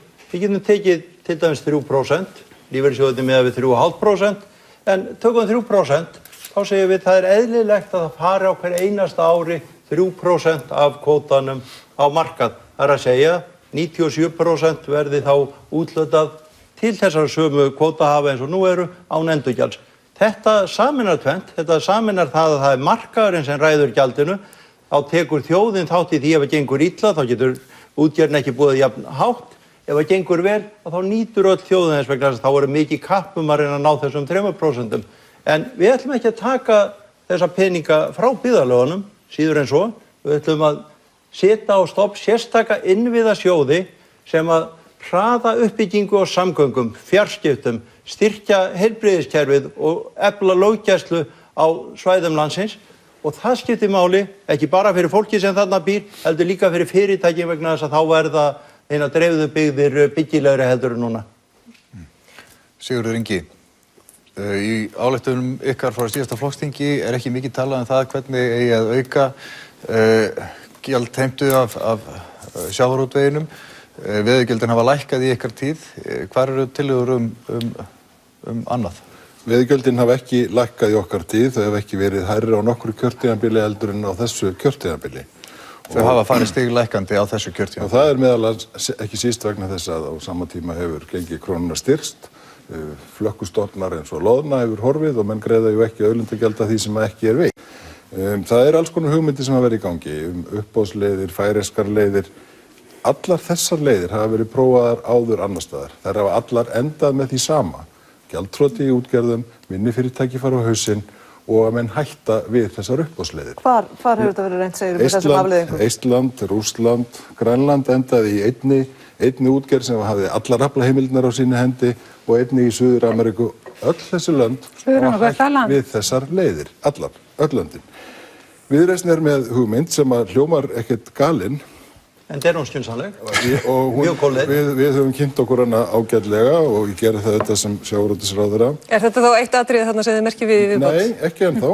Vegna þess að þá þarf menn líka að svara hvað á þessi leið að skila. Hún skilar svona 4 til 5 milljörðum á góðu ári. 15 til 20 milljörðum. 4 til 5 segja sérfræðingar sem hafa reiknað hana og þá verður náttúrulega hún ekki notuð sem einhver sérstök fjárfesting til þess að búa til tekjur fyrir einhverja innviðauppbyggingu. Þar fyrir utan, bara örstutt, að þá það þannig að ef mann ætla að fara að byggja rekstur ríkisins og innviðauppbyggingu á auðlindagjöldum sem eru sveiflukend, þá það ekki skynsamlegt til lengdar. En það alveg rétt að þau veiðigjöld sem við erum með í dag, þau eru ekki byggð á nægilega góðum grunni og við þurfum að leita allra leiða að finna réttu leiðina. Bjarni, þið hafið verið andsnúnir hugmyndum uppboð en segið að vissulega þá megi breyta því hvernig auðlindarentan innheimt. Hvar eru þær tillögur sem að sýna kjósendum ykkar að ykkur sé alvara með því? Já, mér langar nú að byrja á því að segja að hér fyrir nokkrum árum síðan kom út skýrsla frá fyrirtækjum McKinsey sem horfði yfir hagkerfi á Íslandi og til þess að gefa okkur góða ráð það hvað við getum gert til þess að bæta lífskjörin í landinu. Við tókum út sjávarútveginn og sögðu, hér kerfi sem afburðakerfi. Hérna það að skila mikilli framlegð. Þau geti bætt ykkur á ýmsum öðrum sviðum. Og það nefnilega staðreyndin. Sjávarútvegskerfið eins og í dag að skila meiri verðmætum heldur nokkurt annað sjávarútvegskerfi sem önnur lönd eru með. Hér eru menn að tala það að við þurfum að gæta betur byggðasjónarmiða. Já, við ákváðum það upp á 1990 að gefa framsali frjálst sem hefur valdið miklum deilum sjávarútvegsstefnuna á Íslandi en við erum búin að fara í gegnum það tímabil og við ákváðum þá að heimildirnar skyldu leita til þeirra sem að vera hæfasti til að gera út. Það hefur skilað því að nú stöndum við hér einhverjum 26 ár síðan og við veltum því fyrir okkur hvernig getum við nú skattlagt þessa grein betur heldur en að við höfum gert fram til þessa. En þegar að þessi ákvörðun var tekin á sínum tíma, þá var vandamálið það að greinin var ekki að skila neinu. Þannig ég segi, það er glapræði, það er algjört glapræði að gera kerfisbreytingar á sjávarútvegskerfinu í Íslandi sem að eyðileggur verðmætasköpun í greininni. Og mér finnst hugmyndir uppboð, eins og sumir flokkar að kynna hérna, setja greininni í mjög mikla óvissu. Benedikt nefnir að það sé hægt að taka 20 milljarða af sjávarútveginum á ári.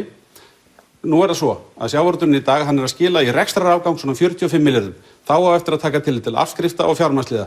Eftir að tekjuskattur hefur verið greiddur, eru akkurat það bil 20 milljarðar eftir í allri útgerð á Íslandi og það á að taka allt saman til ríkisins. Það mun bara þýða eitt.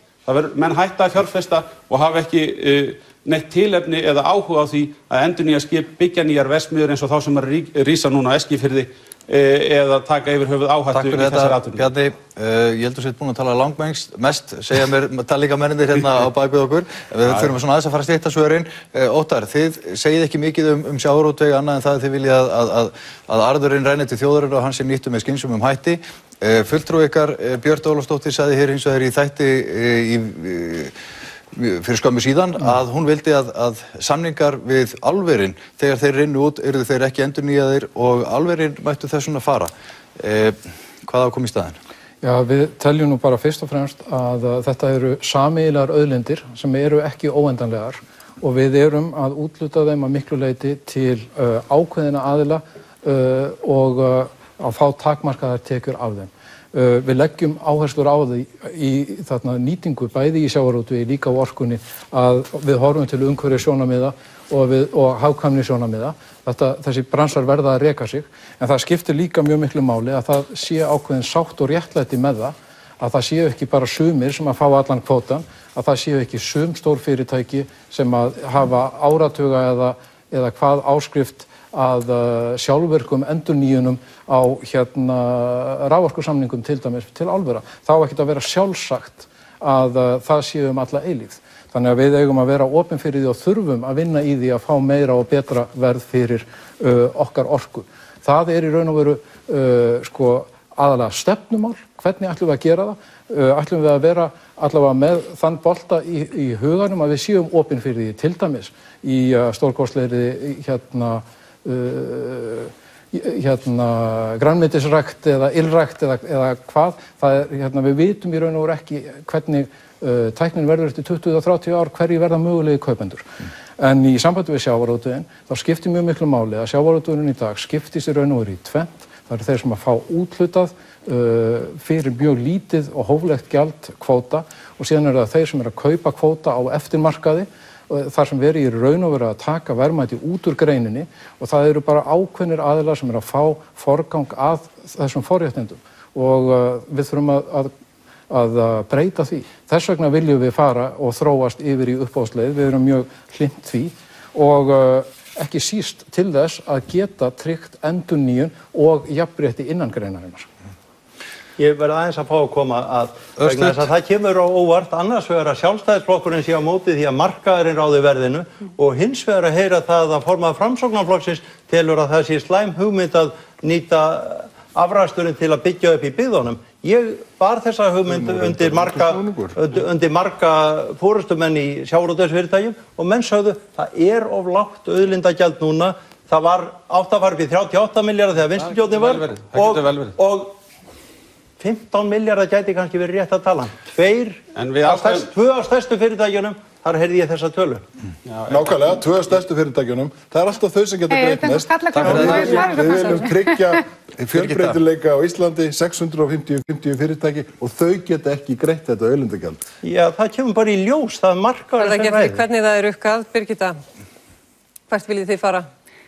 Við erum með margt samhljóma stefnu við þar sem að Samfylkingin hefur verið að kynna og okkar stefna kannski að því leytinu ólík að við leggjum mikla áherslu á frjálsar handfæraveiðar og við viljum líka benda á og ég held að þessu allir sammála því hér í stöðugleikablokkinni að það sé nauðsynlegt að setja aftur á sérstaka veiðigjaldi sem var hið fyrsta sem að núverandi ríkisstjórn, óreiðustjórnin væntanleg ákvaði að afnema. Takk fyrir þetta.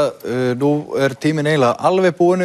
Okkur langar að spyrja 2 spurninga til viðbótar og það til Katrínar. Katri, af því að við fórum svona yfir mögulega stjórnarmynduna áðan, auðvitað er það samkvæmisleikurinn núna að púsla saman ríkisstjórn. Svona rétt áður en við klárum að þá væri heldur gott fyrir kjósendur að vita hvort það sé möguleiki í þínum huga að efna til samstarfs við núverandi ríkisstjórnarflokka, fari svo að það gangi ekki saman á vinstri vængnum. Núverandi stjórnarflokkar, bara sorry. Núverandi svo að það gangi ekki saman á þessari spurningu. Já, núverandi stjórnarflokkar hafa rekið mjög harða hægristefnu, allt frá því að þeir tóku við. Það hafa verið lækkaðar álögur á efnamesta fólki í samfélaginu. Hér var sagt að leiðréttingin hefði skilað sér til tekjulágra hópa, samkvæmt skýrslu sem fjármálaráðherra lagði sjálfur fram skilaði hún sér einmitt til tekjuhærri hópa og eigna meiri hópa. Á sama tíma hefur ekki verið unnið í því að byggja upp innviðina og ég segi það hlýtur hver maður að sjá að málefnaleg samleið með okkur í VG sem viljum hafa réttlátt skattkerfi þar sem þeir sem eiga mesta nauð og mest fjármagn eru skattlagðir hlutfallslega meira en lágtekjufólki og millitekjufólki sem heldur hér uppi þessu landi. Það er afar ólíklegt í mínum huga og ég hef ekki séð neina málefnalega samleið með þessu. Við erum að tala fyrir skýrum breytingum, við erum að tala fyrir auknum jöfnuði, jöfnum tækifærum. Já, og þetta er mitt skýra svar í þessu máli. Af því okkar grundvallarsýn byggist á því að allir hafi jöfn tækifæri í þessu landi. En engum dyrum lokað. Sigur Ingi, við verðum líka Nei, þetta var algjörlega skýrt svar. Það er engin málefnaleg samleið á milli. Við í VG erum ekki að fara í ríkisstjórn til þess að hafa engin áhrif. Takk fyrir þetta, Sigurður Ingi. Síðasta spurningin, hún til þín. Ef það fer svo að þið verðið í ríkisstjórnarmyndunum núna eftir, eða fáið tækifæri til þess að mynda ríkisstjórn eftir kosningar, kemur þá til greina að Sigmundur Davíð verði ráðherraefni? Ef við ekki kjósa fyrst, sjá hvernig kemur upp úr kossunum. Við hefum nú séð að í skoðanakönnunum höfum við kannski verið að liggja heldur og látt. Þetta er ekki já eða nei spurning. Er það ekki rétt að kjósendur viti það? Það er kjósendur viti þetta. Við erum fyrst og fremst núna að ganga til kosninga. Það er í ólíkum kjördæmum. Ég er formaður flokksins og síðan verður til einhver þingflokkur og við þurfum auðvitað síðan að setjast niður og geta rætt með hægri flokkum, vinstri flokkum eða öllum flokkum. Við getum rætt við hvert sem er og við getum líka, og það er mikilvægt af því að hér var sagt að við hefur ekki hægri stefnu, ég verð að koma þess að ef þátturinn er að vera búinn. Við höfum tekið hér á kröfuhöfum vogunarsjóðana sem að við gerðum, sem að hlýtur að heita vinstri stefna og við séð þá vera að auglýsa núna í blöðunum. Takk fyrir þetta. Spillingu og ég held við séum öll sammála það að þetta sé ósvífni. Við verðum að láta, að því að hér er tíminn búinn, þá getum við ekki leftir að halda lengri ræðu en þetta. Við þökkum ykkur kærlega fyrir komuna. Þessu fyrri helmingi þáttarins er lokið. Já, en á meðan fulltrúar... Seinni hálfleikur er að hefjast. Já, hann er að hefjast. Fulltrúar þeirra flokka sem mælast undir 5% ætla að koma sér fyrir hérna í myndveri. Á meðan ætlum við aðeins að sjá fleiri landsmenn segja okkur hver brýnustu málin eru fyrir þessar kosningar og aðeins að skoða nánar hópa bæði frambjóðenda og kjósenda. Mig langar að sjá meira öryggi í heilbrigðisþjónustu og meiri þjónustu jafnframt og svo vil ég sjá lengra fæðingarorlof. Það eru menntamál, númer 1, 2 og 3. Heilbrigðismál að sjálfsögðu, staða aldraðra, en vinnustaðurinn minn er menntamál og hann stendur mér næst. Hækkun á lífeyri, hann er allt og lítið. Ég er starfandi kennari og manni finnst sá málaflokkur svolítið hafa gleymst í umræðinni og nú eru atgervisflótti úr stéttinni og við erum samningslausir grunnskólakennarar og maður svona upplifir að það sé svolítið bara svona hafi gleymst í umræðinni. Bara hækkun barnabóta og fæðingarorlof og annað. Það er náttúrulega heilbrigðismáli sem allir eru að tala um. Það hefur verið skorið niður mikið hérna á Heilbrigðisstofnun Suðurlands, veit ég. Svo að því ég er heldri borgari, að þá finnst mér að það þurfa að laga okkar kjör. Í Bolungarvík þá náttúrulega erum við að spekla í þessu fiskeldi. Það er gríðarlega mikilvægt fyrir okkur þar. Verðtryggingamálin og svoleiðis sem að mjög skipta og ég held að það væri, ég valdi mig svolítið vonbrigðum að svona flokkarnir skuli ekki leggja meiri áherslu á þau mál. Ég myndi vilja sjá fleiri austfirringa í efstu sætum sem myndi komast á þing því að okkur vantar málsvar fyrir Austurland og svo finnst mér skipta miklu máli að það verði gerð göng frá Egilsstöðum yfir í Seyðisfjörð. Til dæmis lýsagildrurnar á þjóðvegi þessa einbreiðu býr að leggja áherslu að taka það. Það er lagt miklu meiri áherslu á þessi jarðgöng, mér finnst þetta miklu brýnandi. Bara hífa upp miðstéttina, myndi ég segja. Það er eitthvað sem maður gerir fyrir fjölskyldufólk og eitthvað sem að skila sér til okkar. Það er bara sömu stjórn áfram. Já, það er þessi sjávarútvegsmál. Ég er í útgerð og uppboðsleiðin mun hreinlega taka af mér. Ef mér líst ekki á hana allavega. Vegasambandið hérna á Austurlandi. Til dæmis eins og heilsársvegur yfir Öxi. Umhverfismál, dýraréttindi og líkt og heilbrigðiskerfið. En hverjir eru í framboði? 1301 einstaklingur er í framboði fyrir alþingiskosningarnar á morgun, 595 konur og 706 karlar. Þau bjóða sig fram fyrir 12 framboð. Elsti frambjóðandinn er Adda Bára Sigfúsdóttir sem býður sig fram fyrir Samfylkinguna í Reykjavíkur kjördæmi suður en hún er 89 ára og 303 daga. Yngsti frambjóðandinn er Ásta Sóli Hjálmarsdóttir sem býður sig fram fyrir Alþýðufylkinguna í Suðurkjördæmi og hún er 18 ára og 17 daga gömul. Algengustu nöfn frambjóðanda eru Jón, Gunnar, Guðmundur, Sigríður, Guðrún, Ólafur, Sigurður, Margrét og Kristín. Langflestir frambjóðandana eru nemar en næstir eru kennarar, framkvæmdastjórar, ráðgjafar, alþingismenn, bændur, hjúkrunarfræðingar og öryrkjar. Flestir frambjóðandana eiga afmæli 4. mars, 11. maí og 22. júní eða 27 manns. En enginn þeirra á afmæli 29. febrúar, 5. mars, 15. maí, 28. júní eða 15. ágúst. En hverjir eru kjósendur?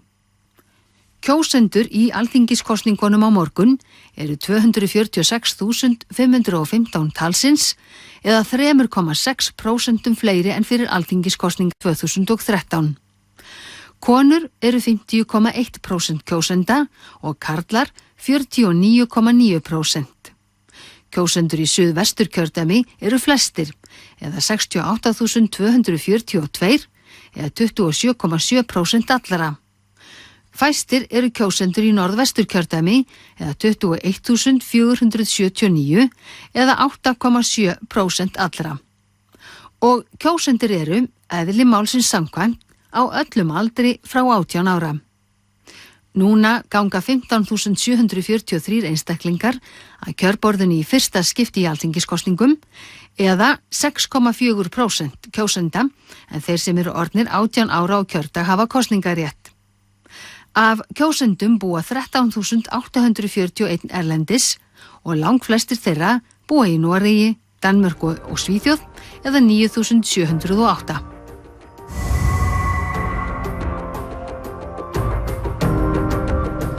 Velkomin aftur.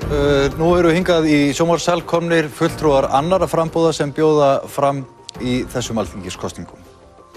Og ekki bara kynna ykkur, Jens G. Jensson frá Íslensku þjóðfylkingunni, Inga Sæland frá Flokki fólksins, Júlíus K. Valdimarsson, Húmanistum, Þorvaldur Þorvaldsson frá Alþýðufylkingunni og Ragnar Ingólfsson frá Dögun. Verið þið hjartanlega velkomin.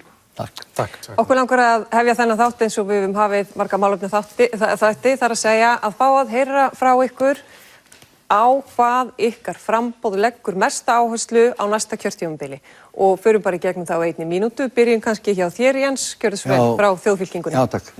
Jú, við erum flokkur sem er stofnaðar að miklu leyti í kringum innflytjendastefnu og takmarkanir á því. En þar sem við bjóðum nú bara fram í 2 kjördæmum sem eru bæði landsbyggðarkjördæmi, þá mun okkar fiskveiðistefna og okkar byggðastefna vera það sem við leggjum mesta áherslu á í þessum kosningum. Að sjálfsögðu höldum við fast við þau málefni sem við höfum haft í sambandi innflytjendamál. Þegar að hvað varðar þau kjördæmi sem við erum í, þá það fiskveiðikvótarnir sem eru algjörlega númer 1 og efst á baugi og það óréttlæti sem að þeir hafa valdið og svo byggðaröskun sem að fiskveiðikvótarnir eru að gera núna og það hliðarverkanir og æskilegur hliðarverkanir sem fylgja þessum lögum stjórnun fiskveiða.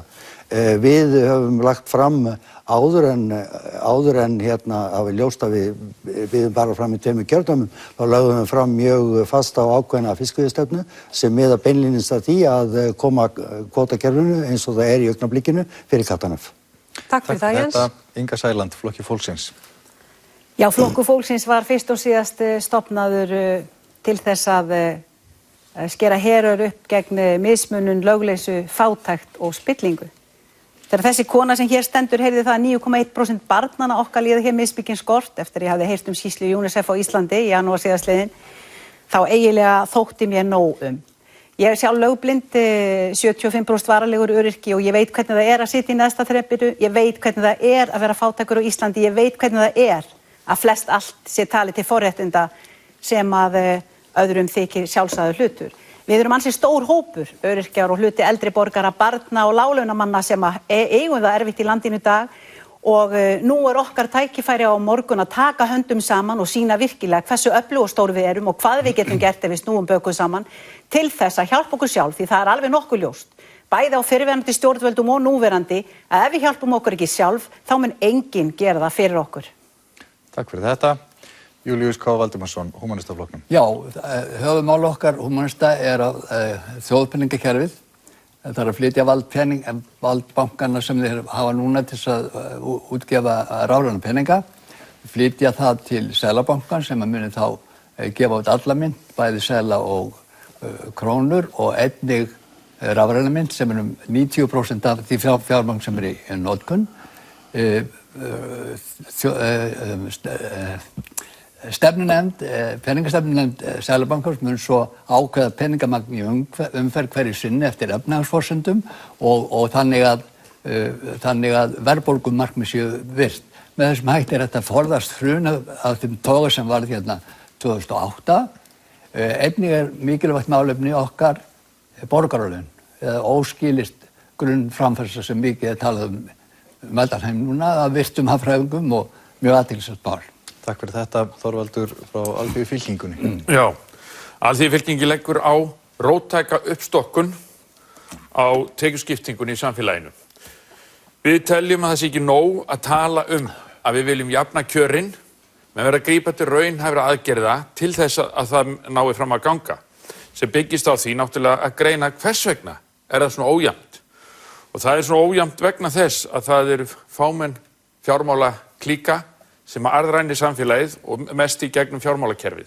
Við viljum félagsvæða fjármálakerfið þannig að það verði rekið félagslega ekki í hagnaðarskyni og það lykillinn að því að meira peningum verði eftir hjá fólkinu og hjá samfélaginu í heild til þess að standa undir uppbyggingu innviða samfélagsins og við viljum í raun og vera allir innviðir samfélags séu félagslega reknir þannig að þeir séu hægt að reka þá hagkvæmt og öllum landsmönnum til hagsbóta en ekki til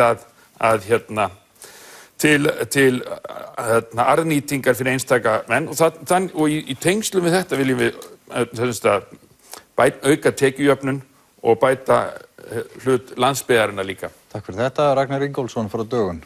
Já, við í Dögun erum hópur af fólki sem höfum verið að berjast fyrir bæði breytingum og réttlæti frá hruni og sum okkar fyrir hrun. Við komum úr verkalýðshreyfingunni, hagsmunasamtökum heimilanna, samtökum leigjenda, við erum með heilbrigðisstarfsfólk og kennarastéttinni.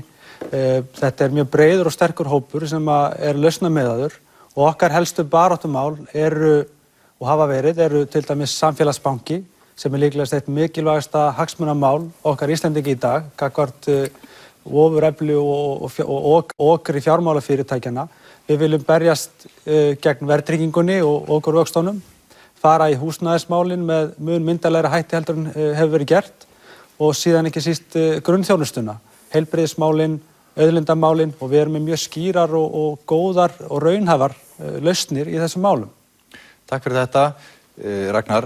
Nú hafið þið fengið á undanförnum mánuði í kosningaumfjöllun fjölmiðla hér í þessari stofnun og annarra til þess að kynna stefnumálin ykkar og kynna fyrir kjósendum hvað þið standið fyrir og hvað þið bjóðuð upp á. Okkur langar að vita nú, og þið hefðu náttúrulega kynnt ykkur stefnumál annarra flokka líka, hvað skilur þessa flokka að hér sem eru, þið sem eru saman komin hér í kvöld, Inga Sæland, til dæmis í velferðarmálunum?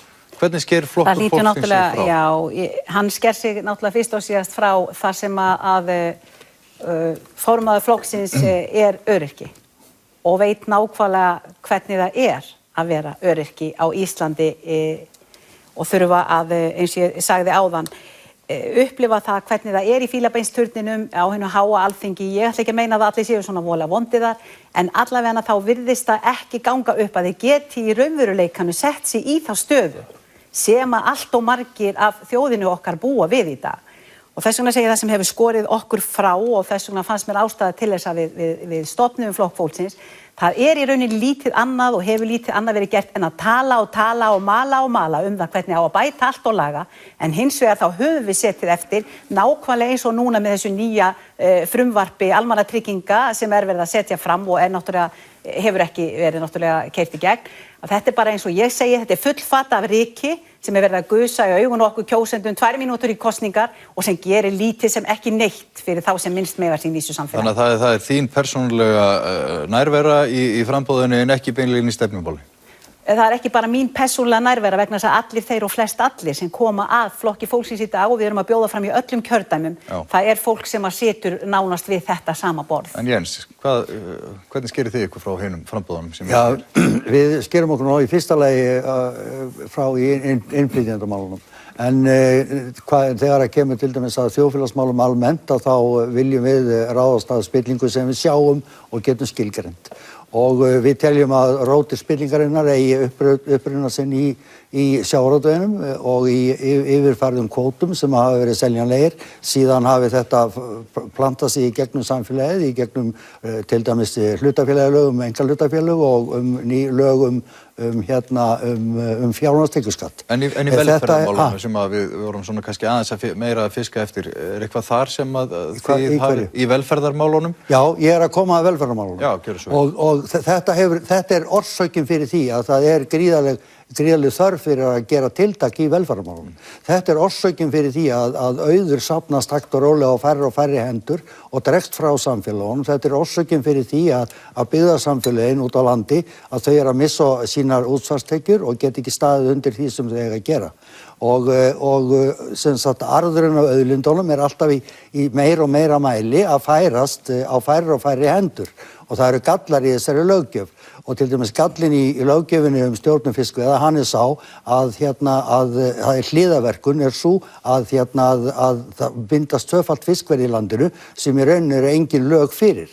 Og þessu þarf að breyta og það þarf að gera það strax. Og þetta það eina sem ég get stutt í stefnu Pírata til dæmis. Takk fyrir það, Jens. Júlíus K. Valdimarsson frá Húmanistum. Hvernig skerið þið ykkur frá í velferðarmálunum? Já, ég held við skiljum okkur frá því á þann hátt að við viljum fara rótum vandans.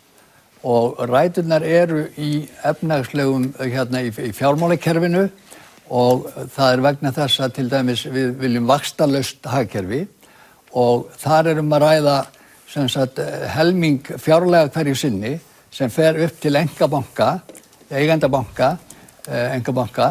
og það í rauninni algjörlega þarflaust. Almenningur græðir ekki á þessu og það vel hægt að reka samfélag án vaxta. Og þannig að með þessu verið að taka verðmætasköpun fólksins og það verðmætasköpun sem verður hérna í landinu og flutt út fyrir hagkerfið. Ef að verið að nota allt þetta fé til þess að vinna að samfélagslegum málum, að þá það mikil bylting og verið að leysa mörg af þessum velferðarmálum sem verið að tala um. Og einnig hitt þessar sífelldu kreppur, að þá þjóðpeningakerfið, það til þess fallið að minnka verulega hættuna á hruni eins og var síðast og kom náttúrulega gífurlega niður á fólki. Og þetta eru mál sem að hérna ekki ræðmikil en skera okkur mjög skýrt frá. Þau eru kannski ekki rætt mikil vegna þess að það tíðkast hvergi vaxtalaus samfélög í rauninni. Það er arabalönd til sem hafa enga vextið og það gengur samfélagi alveg vel. Þetta er mikil mýta. Þetta er manngert kerfi og allt sem er manngert að það er hægt að afnema af okkur sjálfum. Þetta er val. Það er bara svo ótrúlega. En þjóðpeningakerfi sem þú ert að tala er það notað einhvers staðar? Fyrirgefðu? Þjóðpeningakerfi sem þú ert að tala er það einhvers staðar í notkun? Nei, en það verið aðtúaða og mögulega náði til dæmis í Seðlabanka Hollands og það var margir málsmetandi menn, Mervyn King fyrrverandi Englandsbankastjóri. Er það ekki ágætt að bíða eftir niðurstöðunni þaðan og aðtúa hvaða niðurstöðu það verður að þróa málin. En Ísland er talið mjög gott land þar sem er þetta útfæra svona kerfi og gæti orðið fyrirmynd og hjálp fyrir önnur lönd. Og það þarf bara að leggja áherslu á það að fara nýja leiðir. Ef við viljum ekki bara það sama sem hefur alltaf verið. Þorvaldur. Já, við skerum okkur kannski okkar svona helstöngin í velferðarmálum er einmitt það Við höfum bent á það að ástæðan fyrir því að velferðin hefur látið henni drabbast niður undanfarna áratugi, þrátt fyrir að þjóðartekjur á mann hafi margfaldast, einmitt að þessi viðbót við þjóðartekjurnar hafa farið á færri og færri hendur. Og þetta hefur fylgt svokallari fjármálavæðingu sem hefur þróast á tímum offramleiðslu kreppunar í heiminum. Og þetta þýðir að ójöfnuðurinn eykst alltaf og það er alveg sama hvað framleiðnin eykst. Að það eru fáir sem að hirða það og það verður alltaf tómt á botninn. Þannig að við segjum það til þess til lengdar að geta fjármagna velferðarkerfið, þá þurfum við líka að breyta fjármálakerfinu þannig að það sogi ekki allt til sín. Þú talaði að félagsvæða það. Já, félagsvæða. Nú samflokksmaðurinn þinn sagði í viðtali að þú væri kommunisti og hann væri kommunisti líka og þið væri nú samt ekki alveg kommunistaflokkur, en ég meina, er ekki full reynd með kommunisma? Sko, við getum alveg, sem kommunistar, getum við alveg starfað með fólki sem ekki er kommunistar. Já, en ég meina, og það þarf ekki endilega að vera svo langt bil þar á milli. Sko, kommunistar ekki svo sérstakur þjóðflokkur eins og þú kannski verið halda, en sem sagt, ég held ég þekki það ágætlega bara af sögunni, sko. Alþýðufylkingin er vinstri flokkur sem byggir á félagslegum lausnum og þá erum við ekki að tala að við tökum aðeins tilbaka í ölmusu formi gegnum skattkerfið til þess að dreifa út meðal almúans, heldur, við köllum það félagslegt sem að auðvaldi fær ekki tækifæri til að græða á. En hvaða kommunisti er þá þín helsta fyrirmynd? Það er margir, ég hef enga eina fyrirmynd sem í öllu, sko. En Venezuela er núna rekið með mjög stífum sósíalisma, er það eitthvað sem að þið... Ég hef nú sagt áður í viðtali, ég hef ekki kynnt mér vel framvinduna í Venezuela og ég tel í raun og veru ekki að við þurfum einhverja afgerandi fyrirmynd, en það hefur það ekki gefist svo vel. Er ekki skynsamlegt að leita fyrirmynda í það sem gefist hefur? Jú, það er hægt að leita og það er hægt að draga jákvæða og neikvæða lærdóma af flestu. Hvaða neikvæða lærdóm dregur þú á kommunisma? Já, hann hefur kannski ekki náð nægilegum árangri, en sem komið er. En þú vilt samt nýta kenningar hans? Já, í mörgu. Og ég held að í raun og veru, í hverju landi, í hverju menningu, á hverjum tíma, leitar sósíalisminn sér sinna leiða. Við hljótum að geta gengist inn á það að Ísland í dag, með alla sína möguleika, með nokkuð hátt menntunarstig og svona framleiðsluapparat og svo framvegis, miklar auðlindir, hefur meiri möguleika til að feta sig átt að sósíalisma heldur en önnur lönd höfðu fyrir 100 árum. Takk fyrir þetta. Ragnar Ingólfsson frá Dögun, hvernig skýrið þið ykkur úr í velferðarmálunum? Ég vil kannski byrja á því að taka velferðarmálin þannig að stað okkar í heilbrigðiskerfi, menntamálunum, löggæslu, málefnum aldraðra og öryrkja. Þetta er ekki eitthvað ástand sem að gerist yfir nótt. Þetta er afleiðing áratuga vanrækslu stjórnmálamanna á þessum kerfum. Og það sem við höfum verið að benda á og okkar lausnir sem skera sig kannski virkilega úr að það er uppstokkun á lífeyrissjóðakerfinu. Lífeyrissjóðakerfi til dæmis er farið að vinna mjög alvarlega gegn hagkerfinu og okkar mati og það sýnir sig kannski best í því að við erum að hækka hér iðgjöld upp í 15,5% og iðgjöldin í kerfið að nálgast núna næstu árum 200 milljarða á ári. Innlendar eignir lífeyrissjóðanna eru 2700 milljarðar cirka bát og ávöxtunarkrafan sem að sjóðirnir gera á íslenskt hagkerfi fer að nálgast aðra 200 milljarða. Þannig að við erum komið með álag á samfélagið og hagkerfið upp á 400 milljarða á ári. Við þurfum einfaldlega að fara að hugsa þetta kerfi upp á nýtt og hætta þessu samspili almannatrygginga og lífeyrissjóða sem býr til endalausar fátækragildur bæði fyrir eldri borgara, fyrir öryrkja og þá sem þurfa að nýta þessi kerfi og við þurfum einfaldlega að horfast í augu við það að þessi kerfi eru hrunin og þetta kerfi hrundi í rauninni 2009. Síðan erum við með samfélagsbankahugmyndina. Við viljum ekki banna fjármálakerfið að banna bankana eða eitthvað slíkt. Við viljum aðskilja viðskiptabanka og fjárfestingabankastarfsemina sem hefur verið stunduð í bakábyrgð skattgreiðenda hingað til og samfélagsbankahugmyndin hún á að geta veitt þeim þúsundum einstaklinga og fjölskyldna sem að fóru hér í þrot eftir bankahrunið og eru milli skips og bryggju í kerfinu, fá ekki greiðslukort, fá ekki tryggingar fyrir leigu og þetta kerfi og þetta samfélagsbanka fyrirkomulag á að geta komið inn í okkar samfélag og sett svolítið tóninn fyrir fjármálakerfið í heild sinni, lækka hér vexti og þjónustugjöld og unnið með samfélaginu fyrir samfélagið en ekki á móti því.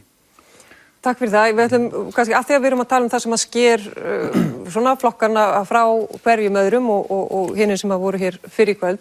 Jens, þú nefndir strax innflytjendamálin að þjóðfylkingin íslenska hefði verið stofnuð í kringum þau en sá málflutningur virðist ekki hafa náð flugi í samfélaginu, þið mælist ekki með það mikið fylgi. Hvers vegna ekki? Sá málflutningur hefur eflaust náð talsverðu flugi ástæðan fyrir við mælumst ekki með mikið fylgi svo við bjóðum ekki fram lengur hérna á höfuðborgarsvæðinu þannig að það alveg örugglega ástæðan fyrir því. En það líka einhver ástæða fyrir því að þeir bjóðu ekki fram í fleiri kjördæmum. Já, það kannski hangir saman við stuðninginn. Nei, það út á öðru sem það er ekki að ræða hérna. En þið mældust ekki með mikið fylgi fyrir ekki gríp fram fyrir þér áður en það var ljóst að þið byðuð ekki fram í öllum kjördæmum. Já, og það hraðféll þá. Já, þið mældust ekki með mikið fylgi Nei, við mældust með tiltölulega hátt fylgi með aðra smáflokka, það gerðum við, það alveg vitamál.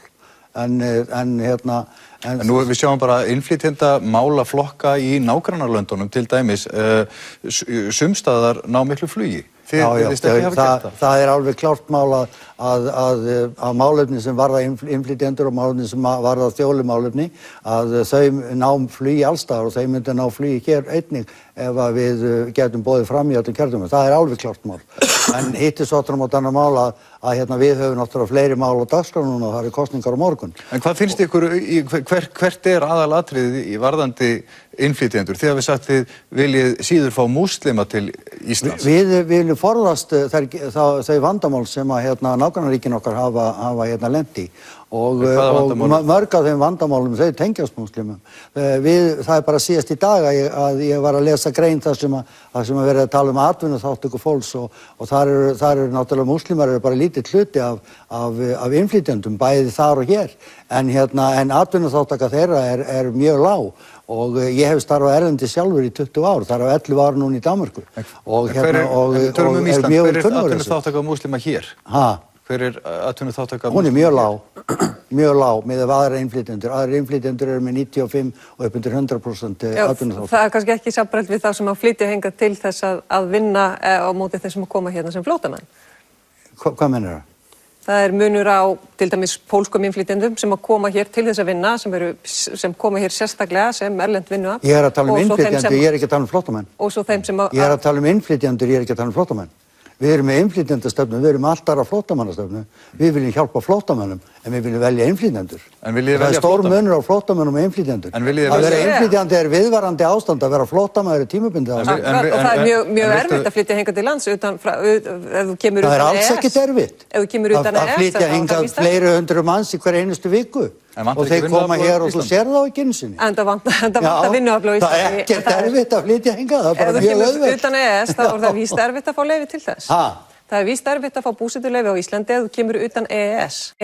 Já, ef þú kemur utan EES, já. En viltu velja flóttamenn líka? Nei, ég vil ekki velja hennar. Þannig að Ég er mannúðarsinni og vil hjálpa fólki.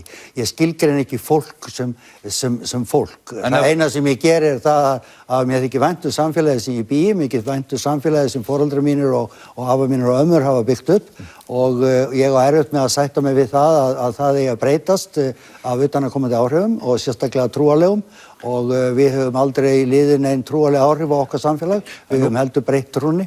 Nú varst þú innflytjandi lengi, hvernig gekk þér? Var ég innflytjandi? Já, ég meina þú bjóst erlendis? Já, ég var innflytjandi í Noregi.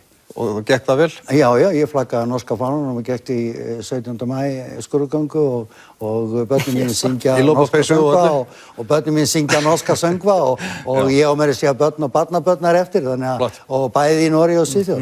Þannig að ég átti ekki neina vandamálum. Inga Sæland, hver er ykkar stefna í innflytjendamálum? Ég held næstu að sé ekki norska herinn. En jæja. Við í rauninni höfum haft þá stefnu að taka utanum flóttamenn eins og að vera að gera núna. Okkur finnst það til fyrirmyndar og eins og áður margoft hefur komið fram hjá mér. Mér finnst til fyrirmyndar og okkur í Flokki fólksins hvernig hefur verið búið af flóttamönnunum okkar eins og til dæmis á Akureyri. Og þess vegna númer 1, 2 og 3 að við séum tilbúin til að taka við flóttamönnum, að við séum tilbúin til að veita þeim þá aðhlynningu og alúð sem þarf til sem líði vel hérna hjá okkur og finnist þau eiga heima hérna. Og eigum að taka á móti fleiri? En í sambandi við, ég er bara þokkalega sátt við það eins og það er í dag, vegna þess að við líka búum við, og eins og til dæmis þegar þú talar innflytjendur, réttar að sagt, já, innflytjendur eins og núna, þá finnst okkur í fólki ég fann ekki eins og allir hinir að snúa nafnin okkar við. Í Flokki fólksins þá finnst okkur ástæða til þess að horfa til þess sem er að gerast núna, það sem er að flæða hérna inn fólk frá bæði Albaníu og Makedóníu, það er að koma hér innflytjendur sem vita það fyrirfram að þeir eru ekki að fá hæli hérna og það er engin fordæmi fyrir því almennt að undanteknu því sem að gerðist með litla drenginn þegar að þau voru boðið velkomin, litla veika drengi sem allir þekkja nú þá sögu. Ég meina að, nei, ég er ekki. Við þurfum að stytta tímann í þessu umræðuefni. Já, ég meina, ég verð náttúrulega að fá að klára þetta. Já. Vegna þess að það sem ég ætla að segja er það að, ég var alltaf að byrja að tala, eska mín. Nú, já, þú ert búin að tala aldrei lengi samt þetta mál. Nei, ég verð nú að fá að klára þetta. Já, gjörðu svo vel.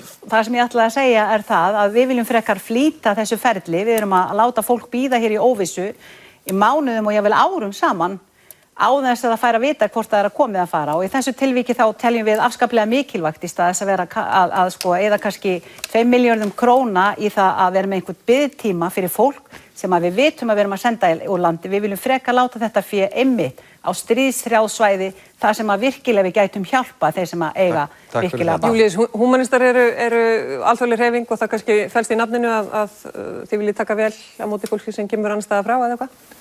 Meina það, við viljum gjörbreyta viðhorfinu til innflytjenda og innflytjendamála. Þá verða hérna áhersla á það að flytja inn þúsundir af innflytjendum. Það er þjóðhagslega hagkvæmt, það hefur sýnt sig að það er ekki kostnaður á þessu. Það er kostnaður í fyrstu, en síðan er það þjóðhagslega hagkvæmt. Innflytjendur leggja meira til samfélagsins heldur að taka út úr því. Skiptir máli hvaðan fólk kemur eða hverjar trúar það er? Engan veginn. Og þá að hætta öllum brottvísunum og þá að reyna að fá fleiri innflytjendur til að koma til landsins. Varðandi flóttamannavandann, þá ríkir mikið hræsni á Vesturlöndum það hvernig talar þetta. Íslendingar tóku þátt í árásinni á Írak á sínum tíma og í gegnum NATO árásinni á Líbíu. Sérfræðingar í málefnum Austurlanda eru sammála það að þetta meðal annars var til þess að ISIS-samtökin eru til. Síðan flýr hérna fólkið og sprengjuregnið af okkar hendi sem er til þess að ná aðalega oljulindum þessa landa og þeir stremma til Evrópu og eru sendið tilbaka. Þetta er eins og að kveikja í húsi hjá fólki, það kemur hlaupandi út og síðan er það rekið aftur í eldin. Takk fyrir þetta. Það er að hugsa þetta upp á nýtt. Þorvaldur. Já. Við viljum vera opin fyrir innflytjendum og flóttamönnum og teljum að Ísland getur tekið við talsvert fleiri flóttamönnum heldur en raun ber vitni og ég tek nú undir það sem Júlíus sagði að að þar kemur náttúrulega Íraksstríð og í raunum fleiri gerningar sem Ísland hefur átt aðild að sem hefur kynnt undir þessum vanda og okkar stefna náttúrulega fyrst og fremst að Ísland hætti þeim leik að kynda undir styrjöldum sem hrekja fólk á flótta. Við teljum númer 1 að innflytjendur og flóttamenn þeim sé ekki jaðarsettir í samfélaginu. Þeir fái sömu réttindi og sömu skyldur aðrir. Þeir séu ekki látnir vinna á lægstu launum, búa í versta húsnæðinu og í raun og veru ýtt í sérstök hverfi þar sem húsnæðið ódýrast, heldur að þau geti lifa bara sama lífi og við hinn. Og það sem Jens var nú að vísa til reynslu af Norðurlöndum, þá þetta einmitt. Menn vísa oft í hana svona yfirborðslega, en eftir því sem að ég þekki til, þá reynslan af Norðurlöndum einmitt svo að þar hefur skapast viss vandi vegna þess að innflytjendur hafa verið jaðarsettir í svo marga áratugi og að jafnvel næstu kynslóðir eru bitrar vegna þess að þær hafa hrakist úr skóla og í raun og veru ekki fengið tækifæri til að vera hluta af samfélaginu. Takk fyrir þetta. Ragnar Ingólfsson frá Dögun. Já, við í Dögun erum með mjög einfalda stefnu í þessum málum. Við viljum taka vel á móti fólki sem kemur hingað, við viljum standa við alþjóðaskuldbindingar. Flóttamannavandinn ekki eingöngu bundið við það fólk sem að koma hingað, heldur líka af hverju. Og við höfum ekki heyrt mjög hátt það talað eða í okkar alþjóðasamfélagi fjöldamorðin í Sýrlandi og bara það ástand sem að skapast í heiminum. Og ástæða þess að fólk að flýja stríðshrjáð svæði. Þannig að við viljum fyrst og fremst taka vel á móti fólki sem kemur hingað og það þýðir náttúrulega líka að við þurfum að taka okkur svolítið á og gera okkur í brók varðar grunnþjónustu, húsnæðismál og heilbrigðisþjónustu. En eins og við segjum í Dögun að það allir jafnir fyrir Dögun. Þannig að við allavega eins og sé, stefna okkar svo að virða alþjóðasamninga. Að þú nefnir alþjóðasamninga, þá langar okkur að taka eina hraðaspurningu þá hina sömu og við tókum hér áðan. Það er að segja, viljið þið þjóðaratkvæðagreiðslu ESB á næsta kjörtímabili og ef já, á hún þá að snúast á spurningin að vera framhald aðildarviðræðina eða einfaldlega já eða nei aðild að Evrópusambandinu. Júlíus, ef þú byrjar. Já, við erum fylgjandi því að verði þjóðaratkvæðagreiðsla og þjóðin segir sitt álit þetta. Sjálf erum við á móti því að spurningin fyrir ekki truflaða því þetta hraðaspurning. Spurningin á þetta að vera atkvæðagreiðsla inngöngu í Evrópusambandið eða framhald aðildarviðræðna? Innganga. Ha? Inngöngu í Evrópusambandið. Inngöngu, já eða nei. Þorvaldur? Já. Ef það verður þjóðaratkvæðagreiðsla sem ekki neitt markmið sjálfu sér frá okkar sjónarhóli, þá á hún að snúast inngöngu í Evrópusambandið eða ekki. Takk fyrir þetta. Ragnar? Stefna okkar í Dögun þjóðaratkvæðagreiðsla aðildarviðræður og þá tvíþætt spurning hvort að ég byrja upp á nýtt eða halda þeim áfram vegna þess að við erum ekki að fara að semja við sama Evrópusamband og við slitum viðræður við. Takk fyrir þetta. Jens? Nei, ég tel ekki það og ef það verður spurning þá á spurningi bara að vera beint aðild og vegna þess að það ekki tilneitt, það verður að liggja fyrir að þjóðin hafi áhuga á að gangast undir aðild áður en að aðildarviðræður fara fram. Takk fyrir þetta. Inga? Flokkur fólksins metur alltaf þjóðaviljan. Við viljum beint lýðræði allt sem að kemur til með að varða þjóðina til framtíðar, hvort sem það aðild að Evrópusambandinu eða Schengen eða hvað sem en stefna okkar í flokki fólksins það að við erum ekki hlynnt umsókn að Evrópusambandinu eins og Takk fyrir þetta. Nú svona styttist í það að þessum þætti ljúki. Þið hafið haft mánuð til þess að kynna ykkar stefnumál og ræða við kjósendur og fara allt og höfða til þeirra að þeir kjósi ykkur. Nú staðan svo að í könnunum að það virðist allt benda til þess að ekkert ykkar náið manni á þing. Okkur langar að gefa ykkur tækifæri til þess að í stuttu svari að fara yfir það hvers vegna kjósendur ættu að kjósa ykkur og við skulum hafa svörin tiltölulega stutt. Við byrjum á þér, Jens. Nú við í Íslensku þjóðfylkingunni við höfum byggðastefnumál sem að ganga út á grunnatvinnuvegina og við viljum berjast gegn þeim flótta og fjármagni og og aðstöðu sem hefur átt sér stað út úr landsbyggðinni og við viljum byrja á sjávarútveginum og landbúnaðinum. Við viljum brjóta upp kvótakerfið eins og það er. Við viljum nota kvótakerfið eins og það er. Það er allt í lagi. Við erum á móti uppboðsleið en við teljum að kvótakerfið búi til slíka mismunun sem ekki var ætlunin að kvótakerfið gerði og þetta viljum við brjóta upp. Við viljum brjóta það upp með því að fá allan fisk á markað. Við viljum gefa frjálsar strandveiðar algjörlega án þess að takmarka veiðarfæri eða neitt slíkt og með þessu viljum við sem sagt gera aflaheimildir eða miðum við það að gera aflaheimildir verðlitlar eða jafnvel verðlausar.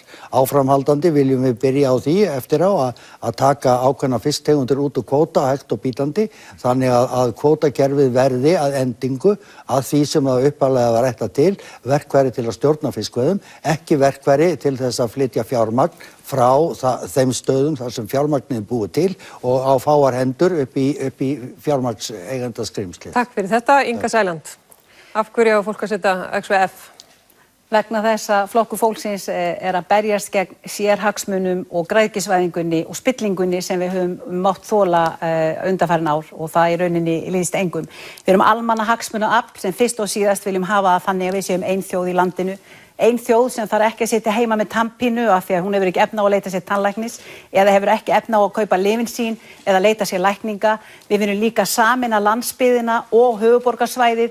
Við viljum gefa litlu sjávarplássunum okkar sem að sofna út af vegna þessa fáránlega framsalsleyfi sem kom til á sínum tíma. Við viljum efla litlu byggðirnar okkar, við viljum sjá líf út allt, við viljum tengja saman í sambandi við ferðamannaiðnaðinn okkar.